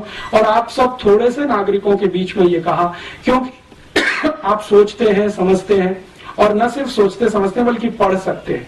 मैंने इतने सारे रेफरेंसेस दिए, आप चाहें तो प्लेटो को पढ़ सकते हैं, उसकी पुस्तकें यहाँ उपलब्ध हैं, रिपब्लिक भी उपलब्ध है और उसकी सब लिखी हुई है, जयपुर में मिलती है। सोक्रेटिस को पढ़ सकते हैं, लेविनिज, दिकार्ते, किसको भी पढ़ना हो, रूसो को पढ़ना हो तो वो भी यहाँ उपलब्ध है। जयपुर में बहुत सारी लाइब्रेरीज हैं, आप उनमें जाके निकाल सकते हैं। और ये जो दूसरे रेफरेंस मटेरियल्स हैं वो मैं आपको दे सकता हूं, क्योंकि बहुत सारे डॉक्यूमेंट्स हमने कलेक्ट किए हैं, उनके आधार पर हम छोटी छोटी कुछ सीडी बना रहे हैं, कुछ कैसेट्स बना रहे हैं, कुछ पुस्तकें बना रहे हैं, कभी भी आपको मिल सकती है। लेकिन इस बहस को फिर से शुरू करना है जो गांधी जी 1909 में कह गए कि यूरोपियन सभ्यता शैतानी है, अगर फंसे तो सर्वनाश है, निकले तो जीत है, ये गांधी जी मानते थे। मैं अभी उसको मानने लगा हूं पिछले कुछ वर्षों से, क्योंकि मैंने वो देखना शुरू किया है जो गांधी जी आज से 100 साल पहले देखकर चले गए। इतनी विनम्रता के साथ आपका आभार, धन्यवाद। और इस विषय पर हम आगे चाहें तो इससे भी ज्यादा और गहरी बात हो सकती है, इससे भी ज्यादा और गहरा कोई आपके बीच में मैं बात करने के लिए फिर से आ सकता हूं। लेकिन एक बार मन बने, मानसिकता तैयार हो इस तरह का सुनने की, और सुनने की ही नहीं, बुनने की, चिंतन करने की, तो शायद आने वाले समय में मुझे भी मजा आएगा, आपको और ज्यादा मजा आएगा। आभार। ऐसा बातें सबको विदित है, सब कुछ ऐसा है। हमारे अंदर पिछले 1000 साल से आपके अनुसार वो क्या कमी आ गई है जिसमें कि हम 1000 साल से कभी मुसलमानों के, कभी मुगलों के, कभी यूरोपियंस के और आज अमेरिकन के हम गुलाम ही बनना चाहते हैं। आज हमारा फाइनेंस मिनिस्टर कहता है हमको चाइना का अनुकरण करना चाहिए, तो हमको हर का पिछलग्गू ही बना रहना पड़ेगा। हमारे को चाइना का, अब यूरोप को छोड़कर चाइना का अनुकरण करने लगे। चाइना तो हमारा इस तरह हमारी इतनी प्रगति कर रहा है, कोई गुलामी के आधार पर नहीं कर रहा है। हमने ये बात क्यों है और क्यों नहीं जाती? ये भारत की जो बहुत बड़ी दुर्गुण है, जिसके बारे में आपने कहा कि हम 1000 साल से बार बार दूसरों की गुलामी में क्यों फंसते हैं। कभी मुसलमानों की गुलामी में, जिनको हम मुगल कहते हैं, वहां फंस गए 300-400 साल, अंग्रेजों के साथ, फिर फ्रांसीसियों के साथ, डच लोगों के साथ, पोर्चुगीज लोगों के साथ तो सबसे ज्यादा 450 साल भारत का बहुत बड़ा इलाका गुलाम रहा। कारण क्या है? मेरी अपनी समझ और मान्यता के हिसाब से मैं कहता हूं, आपकी समझ दूसरी हो सकती है। पिछले 1000-1200 वर्षों में हमारे देश की सभ्यता में जो सबसे बड़ी एक बुराई घुसी 1500 साल कहें, वो यही कि हमने समाज को जो बांटा है अलग अलग जातियों के आधार पर वर्गों में, जातियों के वर्ग बना दिए। ये अगड़ा वर्ग, ये पिछड़ा वर्ग, कुछ जातियां आगे कुछ जातियां पीछे, और उसके आधार पर ऊंचा नीचा कर दिया कि जैसे कोई ब्राह्मण है वो पंडिताई का काम करता है तो ऊंचा हो गया, चमार है वो हाथ से कोई जूता बनाता है तो नीचा हो गया। हमारे यहाँ ये व्यवस्था कभी रही होगी तो कर्म के आधार पर थी, जन्म के आधार पर कभी नहीं थी। हम जन्म के आधार पर अपने वर्ग कभी नहीं बनाते, कर्म के आधार पर वर्ग बनाए हैं हमने कभी। तो जब कर्म के आधार पर ये वर्ग रहे तो भारत सोने की चिड़िया के नाम से सारी दुनिया में जाना जाता था। चंद्रगुप्त भी हुए, हर्षवर्धन भी हुए, अशोक भी हुए, तमाम। जब हमने जन्म के आधार पर इसको मानना शुरू किया होगा, वहां से गिरावट आई, और समाज में गिरावट जब आती है तो राज्य भी उसका एक अंग है समाज का, तो उसमें भी गिरावट आई और शक्ति हमारी छिन्न भिन्न हुई। वो शक्ति कैसे छिन्न भिन्न हुई वो एक उदाहरण से समझ में आता है। अंग्रेजों का एक राजा या अंग्रेजों का एक अधिकारी रॉबर्ट क्लाइव जब यहाँ आता है और बंगाल में लड़ाई लड़ता है प्लासी के स्थान पर और सिराजुद्दौला को पराजित करता है षड्यंत्र के हिसाब से, युद्ध के मैदान में नहीं, तो वो एक जुलूस निकालता है और उस जुलूस में वो एक बहुत पते की बात कहता है। वो ये कहता है कि मैं जब जुलूस निकाला भारत में कलकत्ता की सड़कों पर तो मात्र 300 सैनिक थे मेरे साथ, मैं और 300 सैनिक। भारत के हजारों लोग सड़क के दोनों किनारे खड़े होकर तालियां तो बजाते थे, लेकिन मेरे जुलूस पर कोई एक ईंट और पत्थर भी फेंक दिया होता तो भारत का इतिहास कुछ और हो गया होता। ये उसने अपनी डायरी में लिखा। बाद में उसने उसका विश्लेषण किया है कि मैंने बहुत दिन सोचा भारत में ऐसा क्यों है, तो बाद में पता चला कि जो सड़क के किनारे खड़े हुए लोग थे वो सब पिछड़ी जातियों के थे, जिनको ये लगता था कि ये अंग्रेज हैं वो भले हैं, अगली जातियों पर हमला करने के लिए आए हैं, शायद हमारे उद्धारक बनेंगे, इसलिए हम तो तालियां ही बजाएं क्योंकि हमारा शोषण ये अगली जाति वाले कर रहे हैं, फॉरवर्ड लोग हमारा शोषण कर रहे हैं। तो उन्होंने अंग्रेजों का स्वागत किया और न सिर्फ किया बल्कि आज भी करते। तो ये जो हमारे यहाँ हुआ है जाति आधारित जन्म से, उसने हमारे समाज की शक्ति को छिन्न भिन्न किया, कमजोर किया और समाज बट गया। अब हजारों जातियां हैं तो हजारों में बटा हुआ समाज है, शक्ति पूरी खराब हो गई। 4500 से ज्यादा जातियां हैं, ग्रुप्स अलग अलग उसके हिसाब से बने, तो उसी में हम टूट गए और डूब गए। इसी कारण मुझे ऐसा लगता है, और भी कोई कारण हो सकता है, मुझे ऐसा लगता है कि हम बार बार गुलाम हुए और आज भी उसी गुलामी के लिए अभिशप्त बने हुए। ये मेरा अपना मानना है, इसके अलग भी कोई हो सकता है। ये जो आप कह रहे हैं ये अगली पिछड़ी जाति का जो भेद हमारे देश के अंदर किसी तरह से दुर्भाग्यपूर्ण रूप से आ गया, परंतु जो भी गुलाम रहे हैं, चाहे मुगलों के, मुसलमानों के, फिर बाद में अंग्रेजों के, वो सबके सब अगड़ी जाति के रहे हैं, पिछड़ी जाति के नहीं रहे हैं। इसलिए कि पिछड़ी जाति अगली जाति मिलकर लड़ नहीं पाए दुश्मनों से। आप पिछड़े हैं, आपको अलग किया हुआ समाज ने, अगड़े हैं, गुलाम हैं, तो समाज के पिछड़े लोग अगड़ों के साथ नहीं आए लड़ाई लड़ने के लिए।